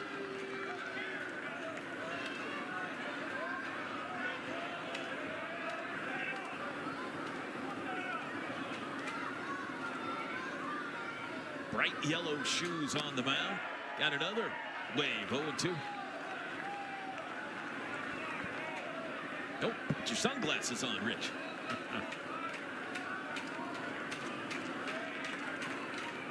Evans jumps in front, 2 strikes on the Sooner third baseman.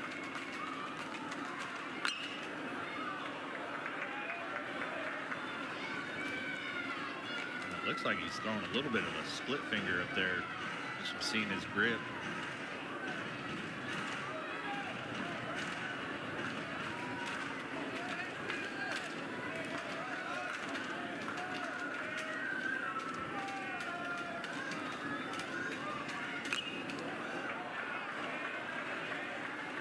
The Sooners unable to come from behind last night, but they have been a team that has specialized in that this year. 12 come from behind wins on the season. Down 3 here in the 6th inning. Taki at first. Popped up right field line. Foul territory, and nobody's going to get to it as it drops just behind the wall. Wind helped carry that one out of play. This is an abnormal weekend in Norman, Oklahoma, by the way. If you're an LSU fan watching, this place usually plays very small. The wind blows out of the south, out to left field most weekends. So to have the wind blowing in, Rich, this is a maybe a once-a-year thing. Yeah, especially this time of year. Right. Now, early in the season, we get it, but you know, once April on, usually the wind's blowing out almost every night. 1 and 2. The pitchers certainly don't mind it. No. There's very few nights where there's hardly any wind. And tomorrow expected to be the same, by the way. Only harder.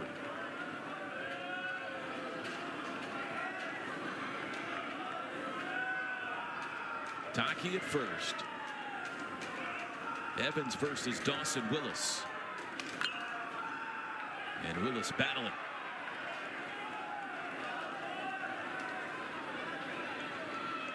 Willis had dramatic late inning home runs in the South Carolina series and the Mississippi State series. He's only had 3 on the year, but he's made them count.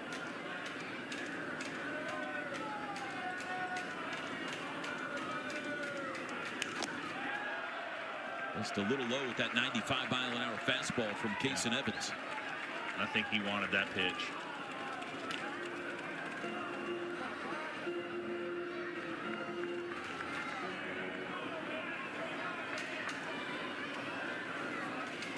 The 2-2. Pretty good fight here by Willis. Yeah. After swinging and missing the first 2. Put together a pretty good at bat so far.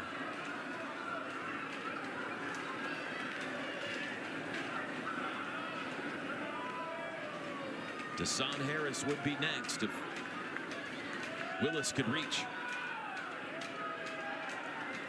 Another 2-2. Downstairs.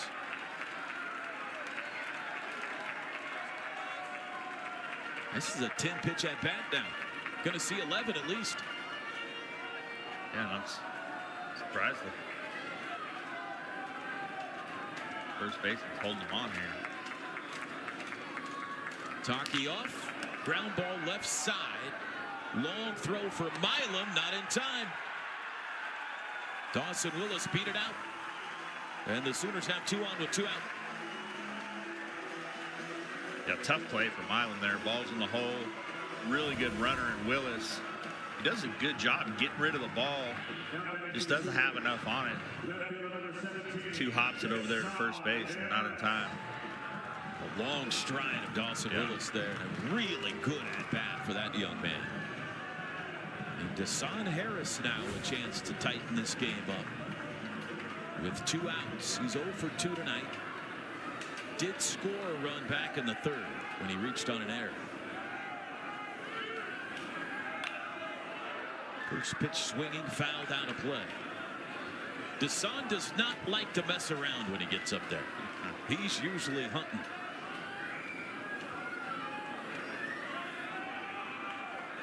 Homered once, that came at South Carolina.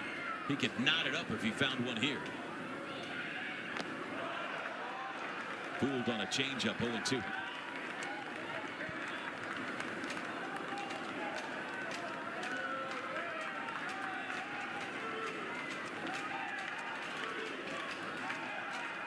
Taki at second, Willis at first. And that'll do it for the Sooners' 6th. Kason Evans strikes out Desan Harris. And LSU still leads it by 3. On for Oklahoma. They counter with a freshman of their own. It's right-hander Michael Catalano out of Frisco, Texas.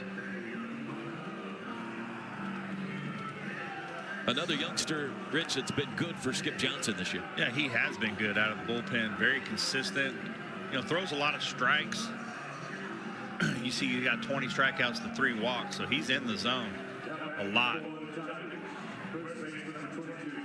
Catalano gonna have to deal with the big boys in the LSU lineup, starting with the biggest, Jared Jones. 2 for 3 tonight. 3 hits in the series. Jones, Dickinson, and Fry due up.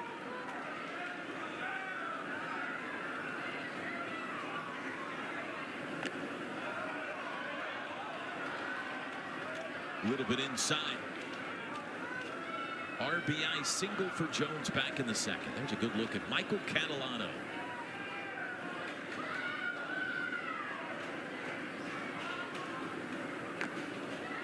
Slider misses away. Jared Jones, 6'4", 246.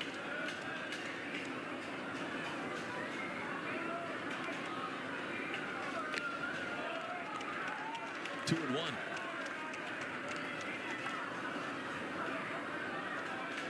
Tigers off to their best start. Best 30-game start since 2013. Their best SEC start since 2013. 3 and 1. You got to make a good pitch here. Don't want to leave one down the middle to Jared Jones.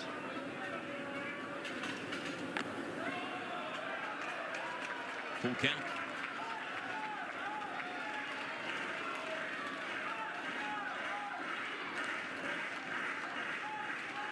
Leadoff man in the LSU 7th. Here's the payoff. And a base hit into right. Third hit tonight for Jared Jones. Yeah, he can really hit. Good piece of two-strike hitting there. Just gets balled up and drives it into right field. And that is the 5th time now in 7 innings the leadoff man has reached for the Tigers tonight. Hit number 8. Daniel Dickinson will bat. Oh, wow. Great play. How about that pick up? Carmichael. You might need to see that again. Full-on dive. He'll save that ball from the backstop. Look at this. And from a crouch position off his knees. Yeah. Good One back. knee on the ground. Everybody's doing that now. Yeah.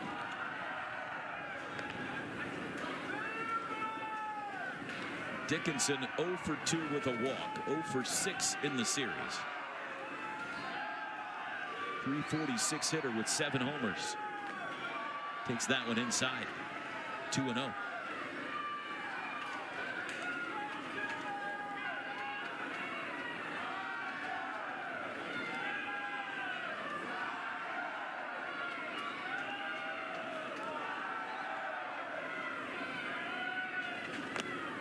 Carves that one in there for a strike. It'll be Malachi Witherspoon and Chase Shores tomorrow in the finale at 2 o'clock here in Norman.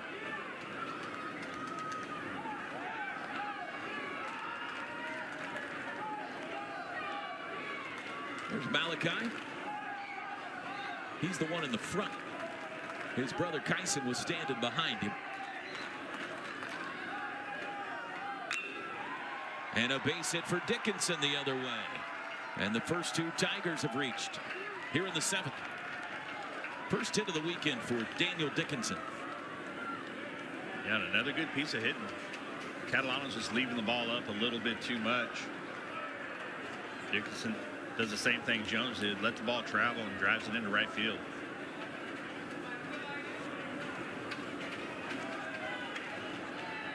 No, Tigers threatened to break this thing open in the 6th, and Bo Sampson got the double play ball.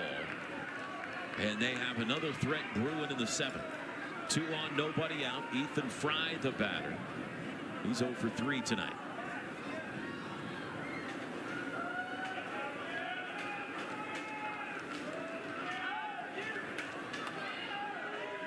And you see, leadoff hitters tonight have been on 5 of 7 times. 3 for 6 with runners in scoring position. They have one here. It's definitely a recipe for success offensively. Guys leading off. Leadoff guys get on. You can usually get some runs.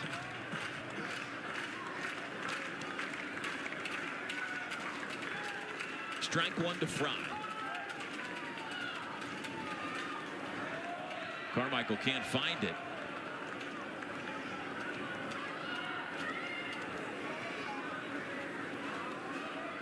Having to work hard here. Top of the 7th. He's really improved his catching skills. Been a lot of work on it in the offseason up at the Cape. Yeah, he's really athletic. You know. Moves well.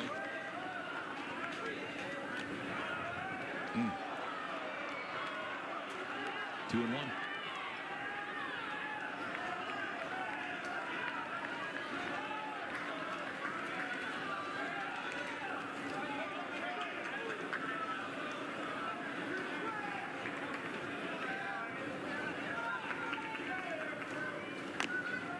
There's a strike. Rich, I'm a Cincinnati Reds fan. Yeah. They've been shut out the last 3 games, 1-0 each game. Wow. And tonight, there being no hit into the 7th inning. Oh, my goodness. I saw De La Cruz make a play in foul territory the other day. That was unbelievable. Full count. Talk about a really good athlete. Oh, my goodness. Yeah. That guy can do it all. Now, Catalano in danger of loading the bases here with nobody out. Full count to Ethan Fry. And he got him swinging. Good pitch. 3-2 breaking ball there. Yeah. Looked like it. Looked like a slider. See it right here. Yeah, just slider away. Able to get Fry to chase. It's a good pitch from a young pitcher in a tough situation right here. Now a double play ball would get him out of a mess again. Milam, the batter, 0 for 2 with a walk tonight.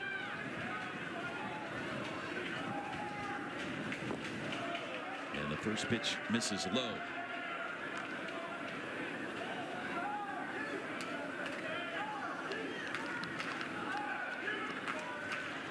Tigers have out-hit them 9-4. They've outscored them so far 5-2. 2-0.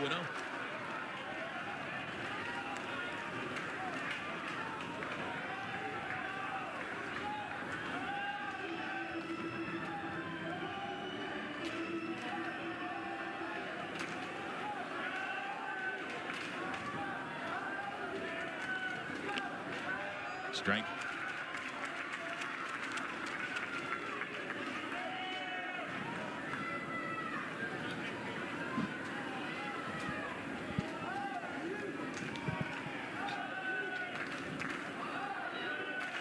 Two on, no, 1 out. And that's strike 2 called. Came back with a fastball. Milam looks back. Let's take another look here.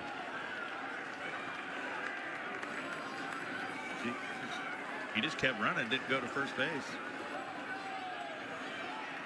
Mental error there by Dayton Taki, and it's 6-2 Tigers. I don't think they would have turned the double play, but they would have had first and third with 2 outs. Jones came home. Dickinson out at second. And Milam ends up at second after the error.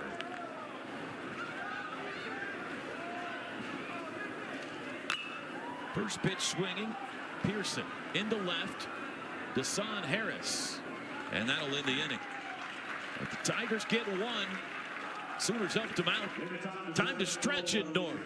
6-2 LSU on Friday night.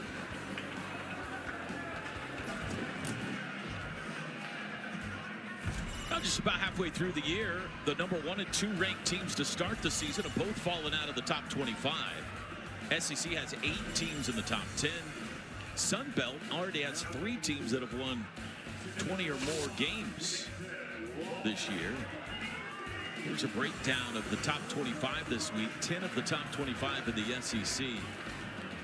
Down there at the bottom, you see there's 1 independent, Rich. Here's a quiz. Can you name the 1 independent that is in the top 25? I cannot.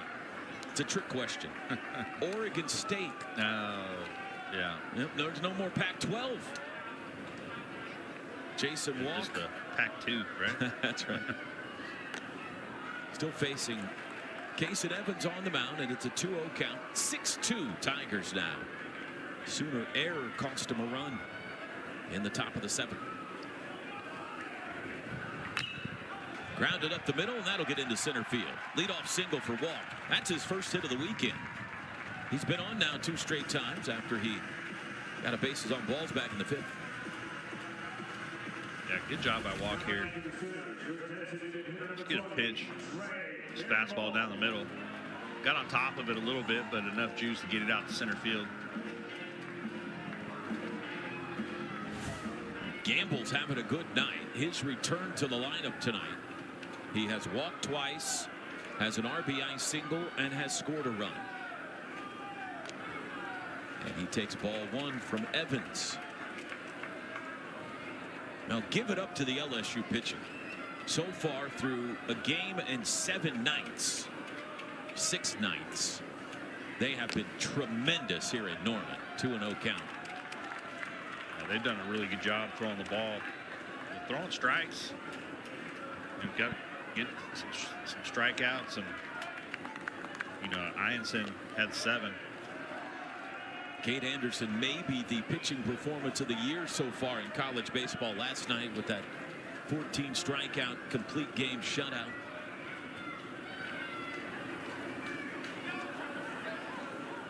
Still time here for OU though on Friday night. It's 3 balls and a strike to Trey Gamble.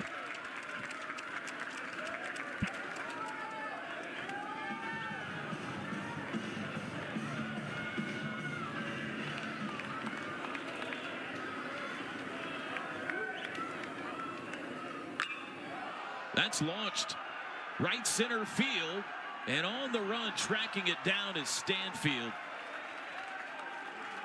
And that is gone 90% of days in Norman, but not today. Yeah, good job by Stanfield. He covered a lot of ground to run that ball down. A good swing by Trey Gamble. Squared that ball up. I thought it might be a double off the bat, but that wind is just holding it up.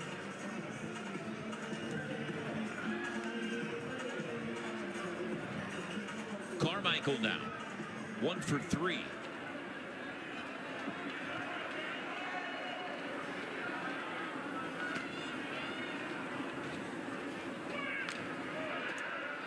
Takes a big cut, fouls it back. Just past the midway point of the season. Starting to see projected fields of 64 popping up. Everybody looking at RPIs now, trying to figure out where are we, what do we got to do? Win. That's a good point. That ball's hit into center field on the screws, but again, Stanfield there, and there's 2 outs. Yeah, another hard hit ball by Carmichael. Just right at Stanfield. Jackson Willits now with 2 outs. Walk got the single to start this bottom of the 7th, but he's still at first base. Willits 1 for 3. Doubled and drove in a run back in the 3rd inning.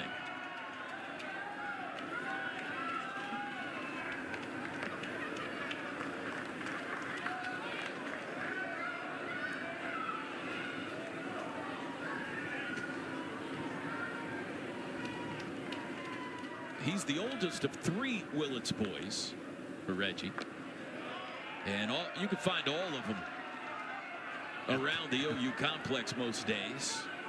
They love hanging out with Dad, taking batting practice. His younger brother is very highly thought of. That ball fouled out of play.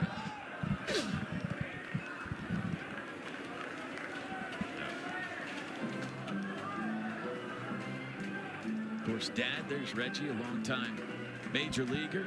The Angels, coached with the Yankees before he came back to his alma mater to join Skip Johnson's staff. Really bright baseball mind right there. Highly thought of all around the country. That pitch gets to the backstop, and Jason Walker will advance. The 2-2 count to Willits. He's brought a different style here to OU, and it took him all the way to the National Championship Series back in 2022. The combination of Skip Johnson and Reggie Willits is a really good connection. Fouled out of play. One of them's an offensive mastermind, the other one a pitching mastermind. Their personalities are very different, but they work. Yeah, they work hard. They work at it for sure. Now, Reggie's been a worker his whole career, even when he was at OU. Little flare to short. That'll end the inning. Sooners get a hit, but leave a man, and we head to the 8th. Tigers closing in on the Game 2 victory.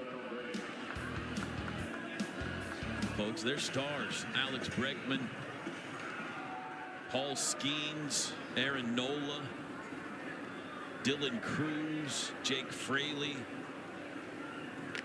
DJ LeMahieu, and there's more. 7 national championships.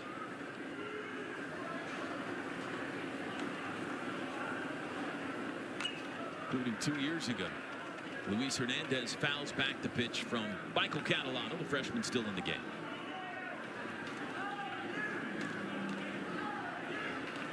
Paul Skeens, he's pretty good, Rich. Yeah, he's ridiculous.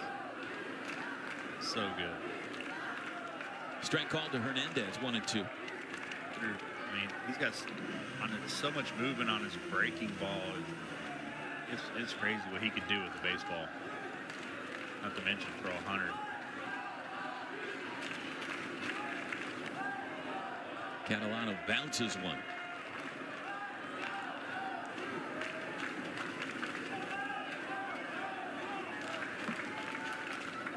Tigers started the scoring with 4 in the 2nd inning tonight. They have not trailed so far in Norman in their stay. Won at 2-0 last night. Lead at 6-2 in Game 2.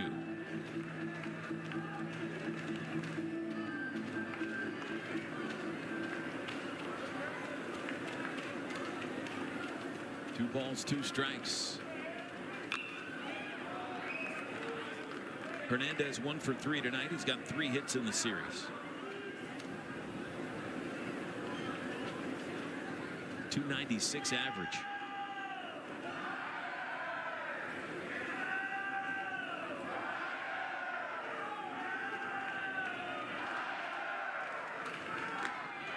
And Catalano strikes him out. Good fastball by Catalano. Elevating the zone. Second strikeout for Michael Catalano. Able to get Hernandez to chase right here. Just good fastball. It's right by him. 8th strikeout for Sooner pitchers tonight. And Braswell will get his first at bat.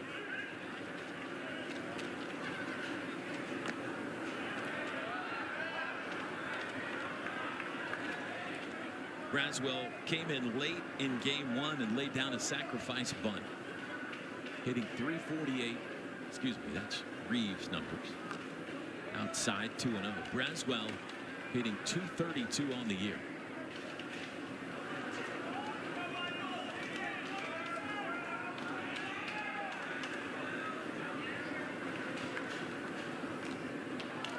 And it's 3-0.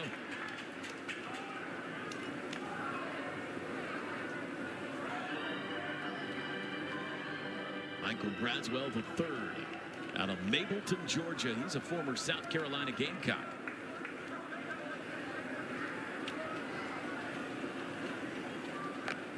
There's a strike.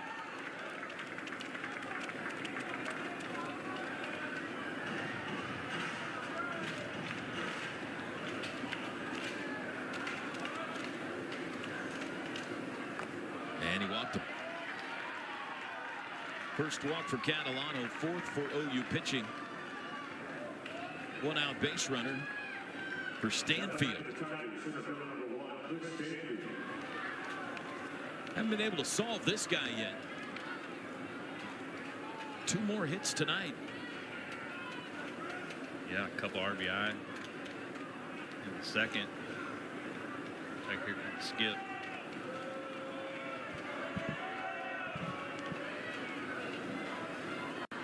Skip Johnson headed to the mound, and I think he has already indicated he wants to make a change, and he has.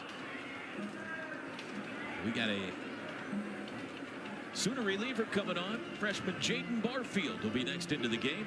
We'll take a break. Tigers in front by 4 in the late innings here in Norman.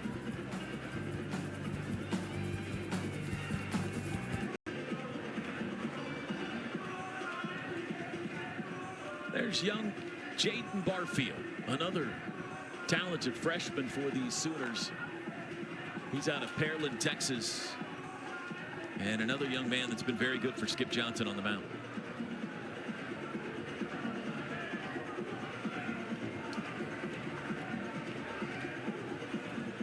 Tenth appearance, 1-0, 3.12 ERA. Jaden Barfield. He inherits a base runner at first. Braswell and Stanfield the hitter.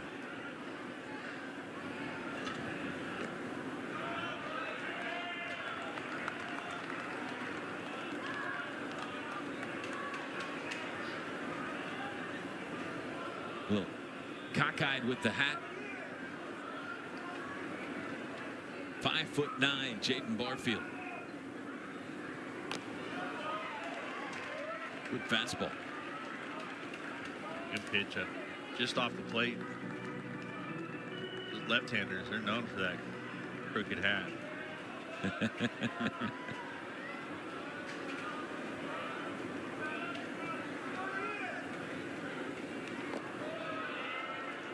A little bit low.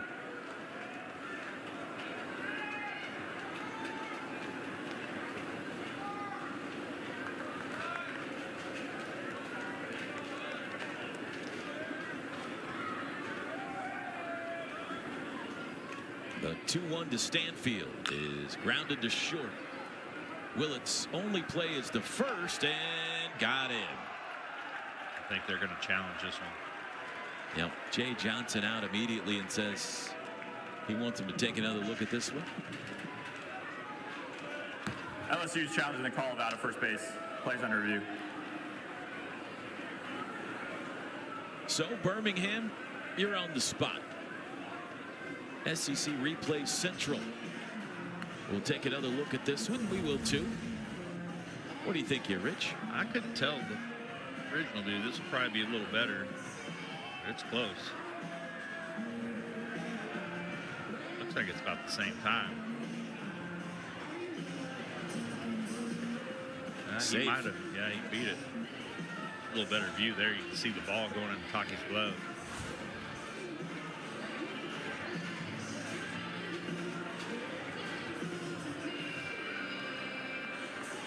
I think this is going to be an infield single. And the After third hit review, of the the runner night. at first base is safe. LSU retains their challenge. They have 2 remaining. Third hit for Stanfield. Tonight, 4th in the series. Yeah, he doubled last night down the right field line. So 2 on, 1 out, top of the order. Feel like I've said that all night long. Curiel grounded into a double play last time up to end an inning. He's 1 for 4. Left on left.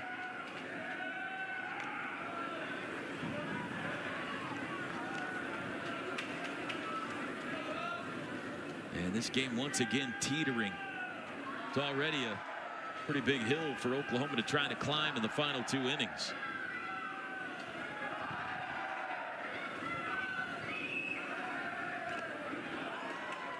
Got a piece. A ball and a strike. Freshman versus freshman here.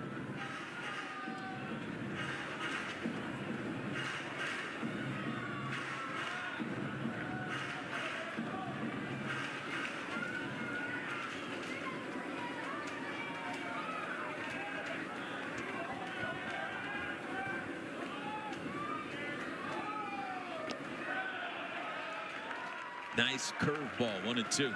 Yeah, really good pitch. Good break, good depth.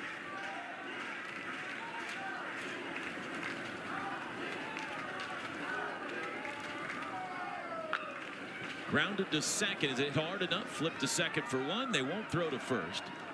Willett spins and hopes that Braswell went too far around the third base bag, but he didn't. 2 outs, and they're on the corners.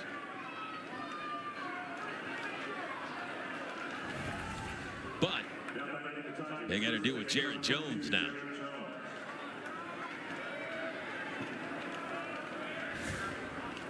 And they have not had much luck against the big guy tonight. He is 3 for 4.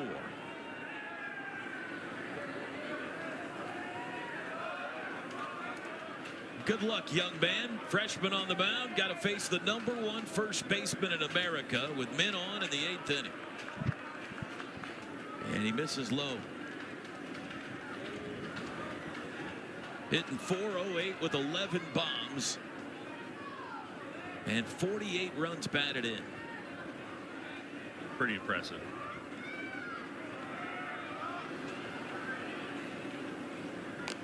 Two and 0.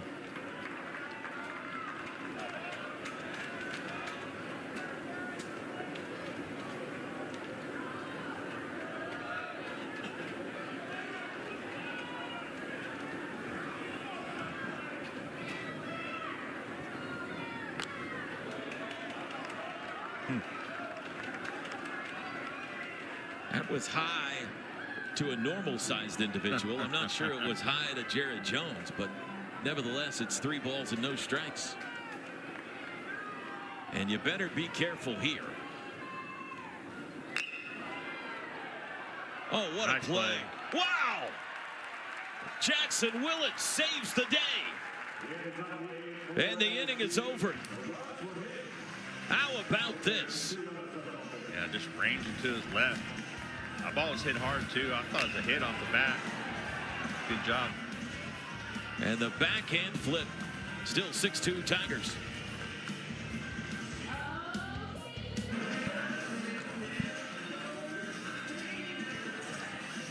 Well, the Sooners hanging around thanks to a very nice defensive play by Jackson Willits to end the top of the 8th inning, but they better start getting after it at the plate, Rich. Down 4. Yeah, they're going to have to find a way to get guys on. You know, be patient, attack good pitches, try to square them up. They're going to need some traffic on the bases to score some runs. Christensen, Branch, and Taki due up. Still facing Kason Evans. And he misses outside. Jay Johnson used Kason Evans for 4 innings last week. Not afraid to leave him out there for a while. Fly ball to left. This will be the first down of the inning. Curiel runs under it. Christensen 0 for 4.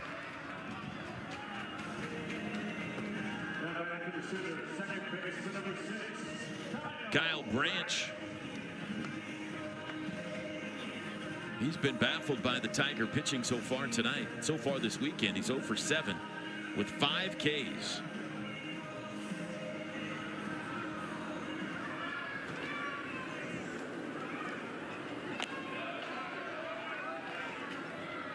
A 93-mile-an-hour fastball.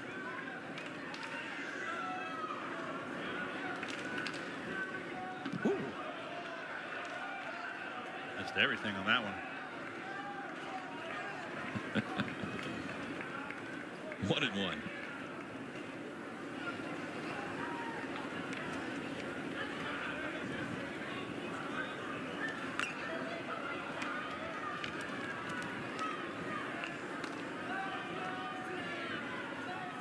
Sooner softball team wrapped up a 6-0 shutout of UCF tonight. That's gone final across the street at Love's Field.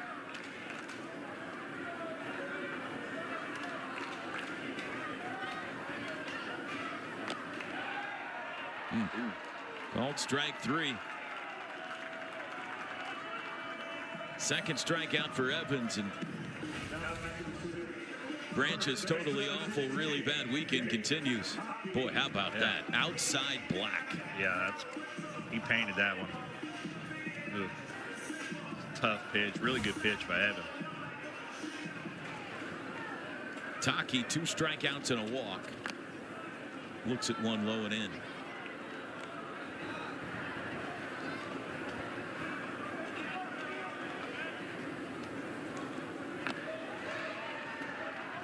Swings and misses.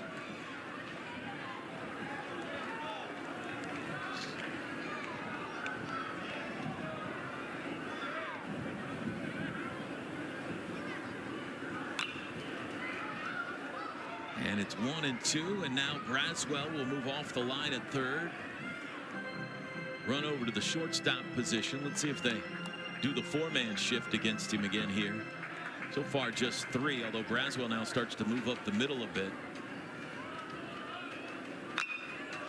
It's a right to the second baseman out in shallow right, Dickinson, and it's a 1-2-3-8. And we head to the final frame on Friday night. Tigers in front 6-2.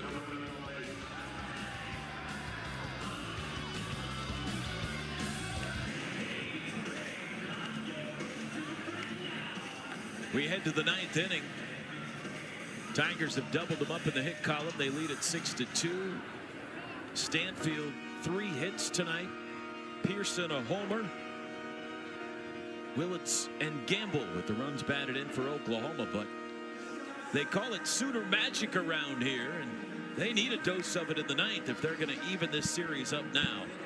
And a new pitcher on the mound for Oklahoma. Jackson Kircher into the game. Another of their talented freshmen. He's out of Little Rock, Arkansas. Big right-hander here, Rich. Yeah, real big guy. 6'3", 212. Good arm. You know, they got a bunch of good young arms. Just like to see him get this experience and get some outs here and get OU in the dugout. Yeah, Skip Johnson hasn't been afraid to use the youngsters in SEC play. He says, when else are they going to get experience? Yep, throws them right into the fire. You've seen Catalano, Barfield, and Kircher now back to back to back. And strike one to Daniel Dickinson to start the ninth.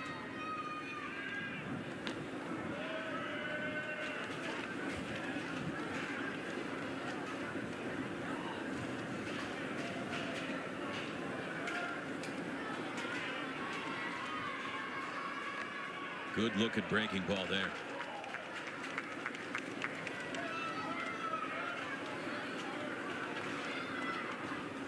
Well, I don't know what LSU is going to do here in the ninth.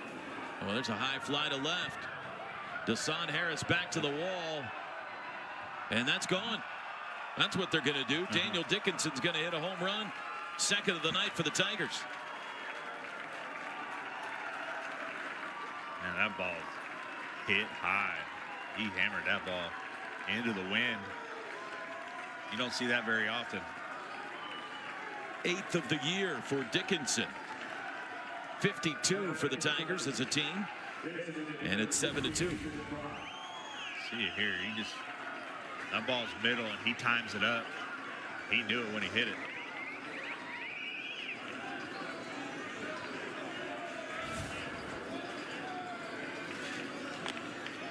And there's a strike to Fry. What I was going to say is the Oklahoma pitching staff has done a really nice job these first 2 games against LSU. If you look at their first 3 SEC series, Tigers scored 19 runs in the first 2 games against Missouri, 15 runs in the first 2 games against Texas, and 10 runs in the first 2 games against Mississippi State, and then they put 17 on them in game 3. They've scored 9 in the first 2 against Oklahoma. That's the best anybody in league play has done against them. Now, they still got to get 3 outs in the 9th inning here, but yeah, it's not. That hasn't been the problem. The problem has been offense. The offense, yeah. Getting hits, getting guys on. We talked about it last half inning. You know, Oklahoma hadn't been able to get guys on base and hit. You know, being able to barrel up strikes when they get them. Now, just 5 hits last night, just 5 hits tonight so far for Oklahoma. Full count to Fry, and he got him looking. 1 out in the 9th.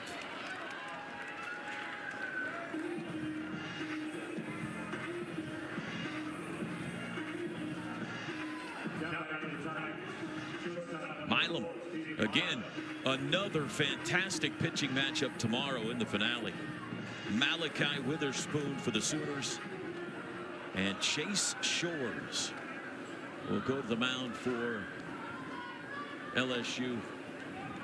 One of the most highly thought of recruits out of the state of Texas in a long, long time, Chase Shores.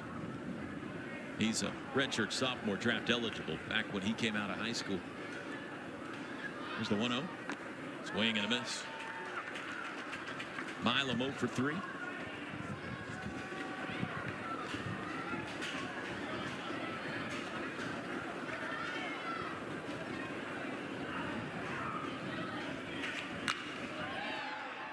Caught by Branch.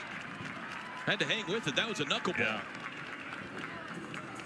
those are tough, little soft liner, especially if they're moving.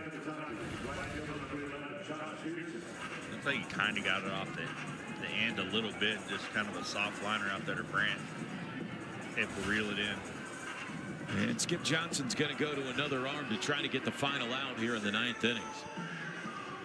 Daniel Dickinson's home run has added one to LSU's lead. They're now up 5.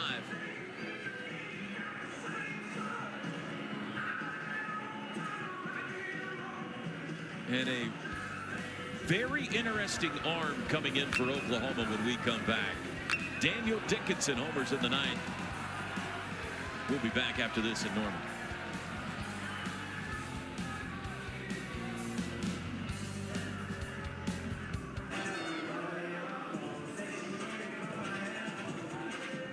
Well, Jay Johnson contemplating something, but his Tigers have been great since he took over. Came from Arizona. Second most wins since 2022. 28 Major League Baseball draft picks. And, of course, they won the title in 2023.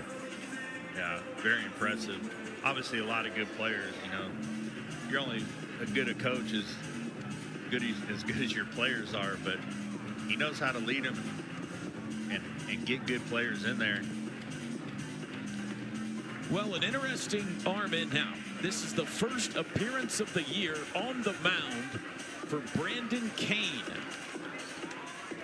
This is the nephew of former major leaguer Lorenzo Kane, who has been used as a hitter and an outfielder for the Sooners.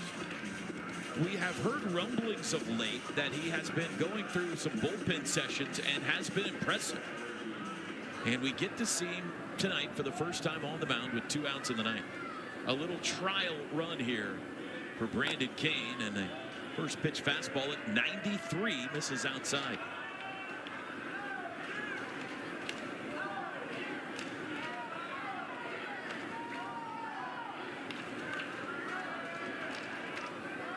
Facing Pearson. Popped him up. Foul ball and into the stands. Josh Pearson homered back in the 6th, 1 for 3 tonight. Well, I guess you can never have too many arms, Rich. No, especially when you're facing offense like this.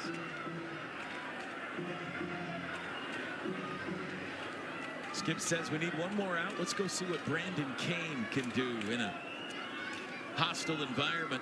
The 1-1. Uh-oh. Welcome to the SEC, Brandon Kane.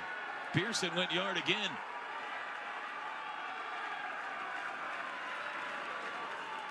Second of the night for him, third for the Tigers, and it's 8-2. Yeah, just another fastball. Pearson times it up, hammers it. That was a no-doubter right off the bat.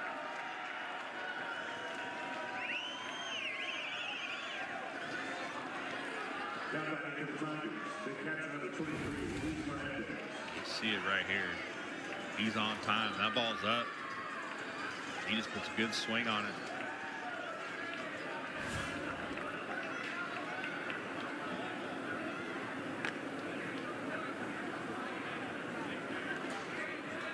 Josh Pearson's 4th and 5th home runs of the year tonight in Norman. Hernandez now. And 2 balls and no strikes.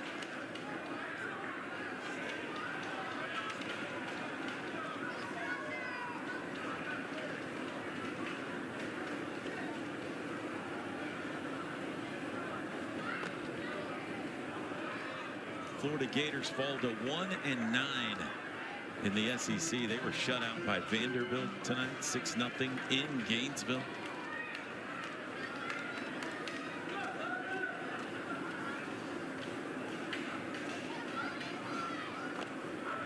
There's a strike.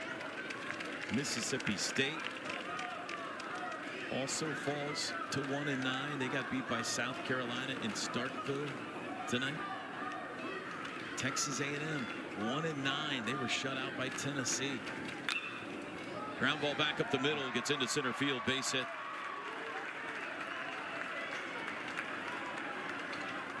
Boy, Hernandez has 4 hits in the series, and none of them have been soft. No, everything he's hit's been solid. He's having a good series so far. That's the 13th hit for the Tigers tonight.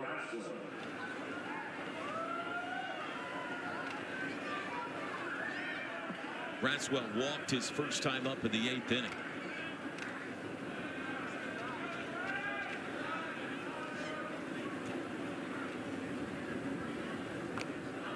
Ole Miss and Kentucky split a doubleheader today in Lexington.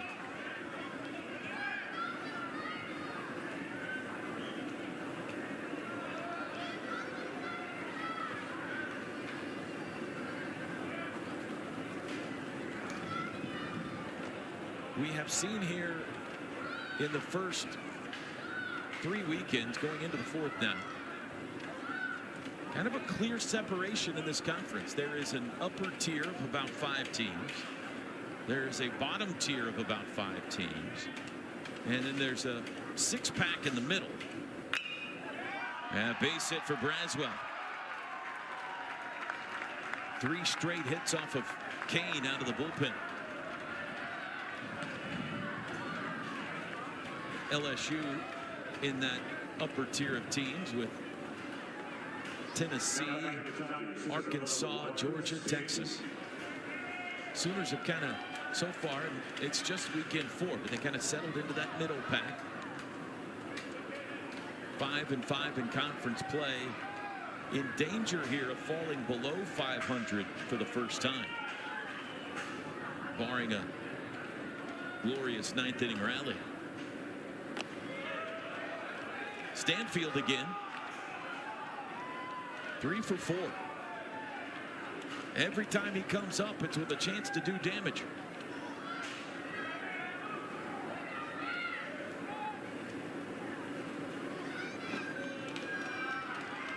And he's ahead in the count 2-0.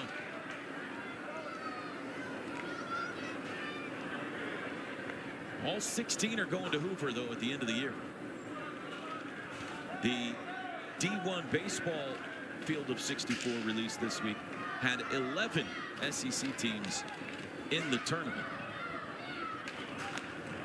There's a strike. It'll be in that neighborhood, I would guess, somewhere between 10 and 13, depending on if the likes of Florida and Texas A&M can get their act together or not.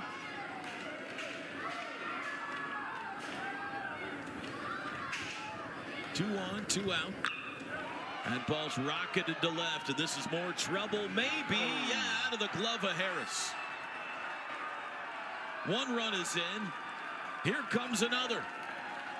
Another double for Stanfield, his 3rd of the series. And the Tigers have blown it open in the 9th.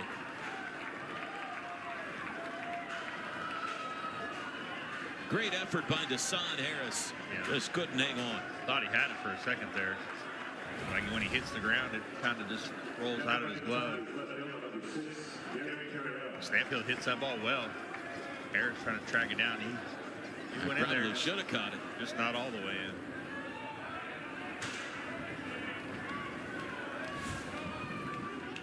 So a 4-run 9th inning that has included a couple of home runs. Curiel now.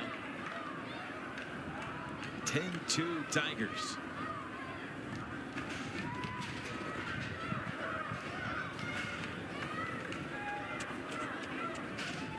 8th batter of the 9th inning here.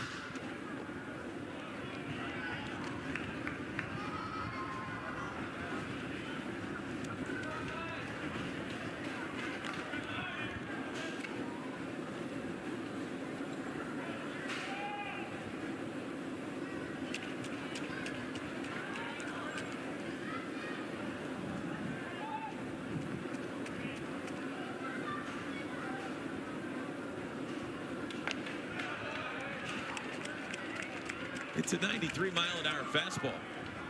It's a good one, but he hasn't been able to miss the Tiger bat so far. Yeah, and it looks like it's pretty straight. Going to have to locate a little better in and out.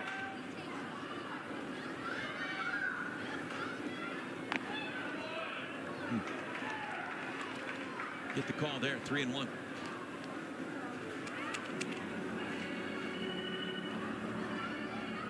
It's his first time out there. Tough. I mean, not a tough situation now, but you still like to get out there and try to get this last out. Ball 4. And everybody bats in the ninth for LSU.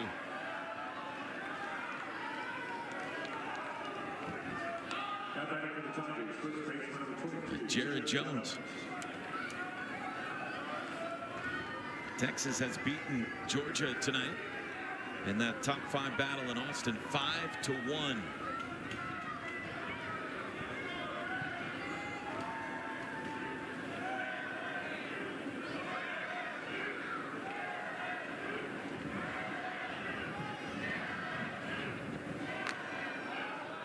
Jones robbed last time up on the fine play by Jackson Willits up the middle. He's 3 for 5.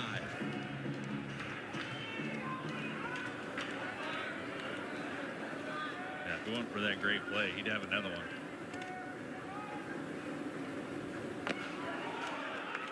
Oh, 2. It's a good breaking ball from Kane there.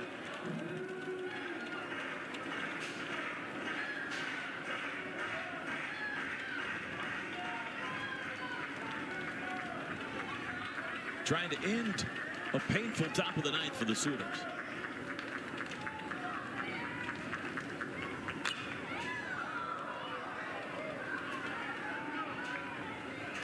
Two o'clock tomorrow, the finale. And if you're coming to the ballpark, bundle up.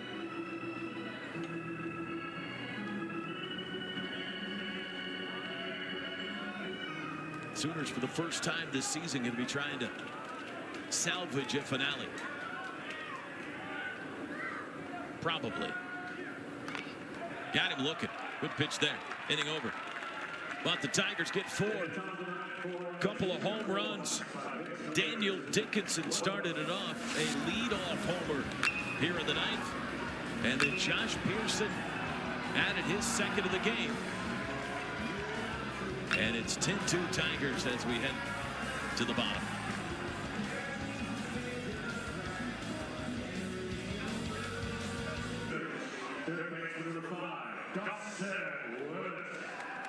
Bottom of the ninth here in Norman. And the Sooners down big. Still facing Kason Evans. It'll be Willis, Harris, and Walk due up for Oklahoma. And they hope a bunch more. Evans has allowed 2 hits since coming on back in the 6th inning. One of them to this guy. Dawson Willis singled off of him in the 6th. Takes ball 1 inside.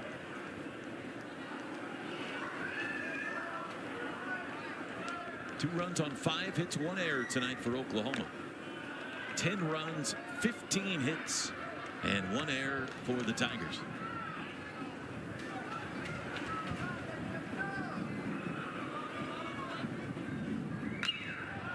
Hit well into right. Backing on it, Pearson. On the track, he drops it. He dropped the baseball. Willis hits the turbo round second, and he's into third. Wow. The wind must have played with that one out there. And it'll be an error in E9. Yeah, he got turned around a little bit and tried to cross back over and just wasn't able to bring it in. I mean, Dawson hit that ball pretty well right there. He just camped on it, just misses it. Second error tonight for LSU.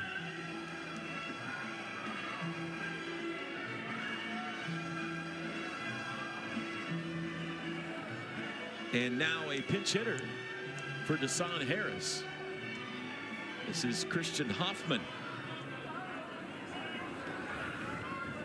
First at bat of the series. Takes a first pitch fastball strike. Hoffman just 1 for 4 on the year. That 1 hit was an RBI double. He has also drawn a walk.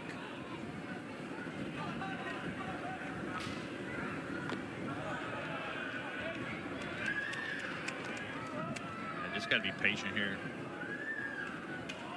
Be ready to hit, be on time.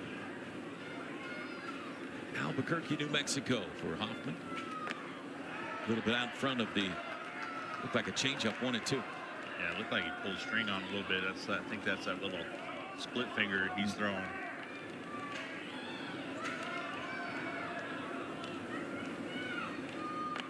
And he strikes out Hoffman. First out of the ninth. Third strikeout for Evans. That's 11 of them now for LSU tonight on the mound. They are number 2 in the SEC in that category. Back to the top of the order, we will have another pinch hitter in Jason Walk's spot. This is Braden Horton, the Liberty transfer.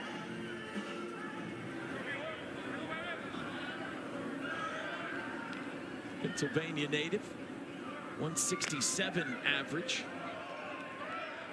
Looks at a ball off the plate at 94. And that's tough. You know, pinch hit after you've been sitting for 3 hours. You got to try to gear it up and get ready to go. Skip Johnson trying to give everybody a taste here. This one probably out of reach. Give everybody a little experience. And it's 3-0 to Horton.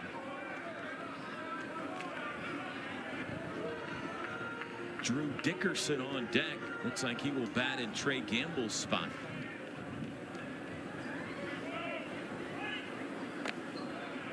And a strike.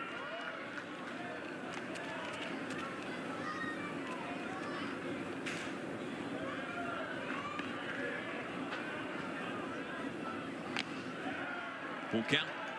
A pair of 4-run innings tonight has been the difference in this one. 4-run second and a 4-run ninth for the Tigers. And he struck him out swinging. Back-to-back Ks with Willis at third base. And Drew Dickerson is OU's last stand on Friday night. Yeah, I know. Tough pitch, just fastball away. But with man on third and nobody out, it'd still be nice to be able to get that guy in. Dickerson was the DH last night, went 0 for 3.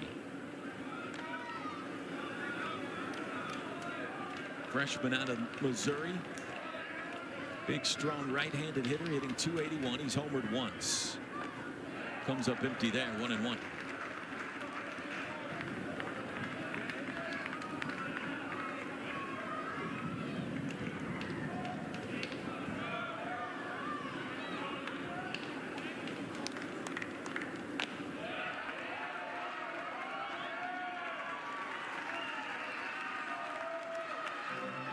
And the LSU fans in Norman stand, trying to help Kason Evans across the finish line. Tigers trying to take the series right here. And they ring him up. The appeal says Dickerson went around, and that'll do it. LSU wins it 10-2. And the Tigers win the series. They take the first 2 games here in Norman. Well, Rich, another good start on the mound for LSU. This time it was Anthony Ianson. And then the bats came alive as well. Yeah, Ianson had a really good outing. 7 strikeouts, 2 walks, and then, like you said, the LSU bats came alive. You know, hit 2 or 3 home runs. You know, it's just a tough night for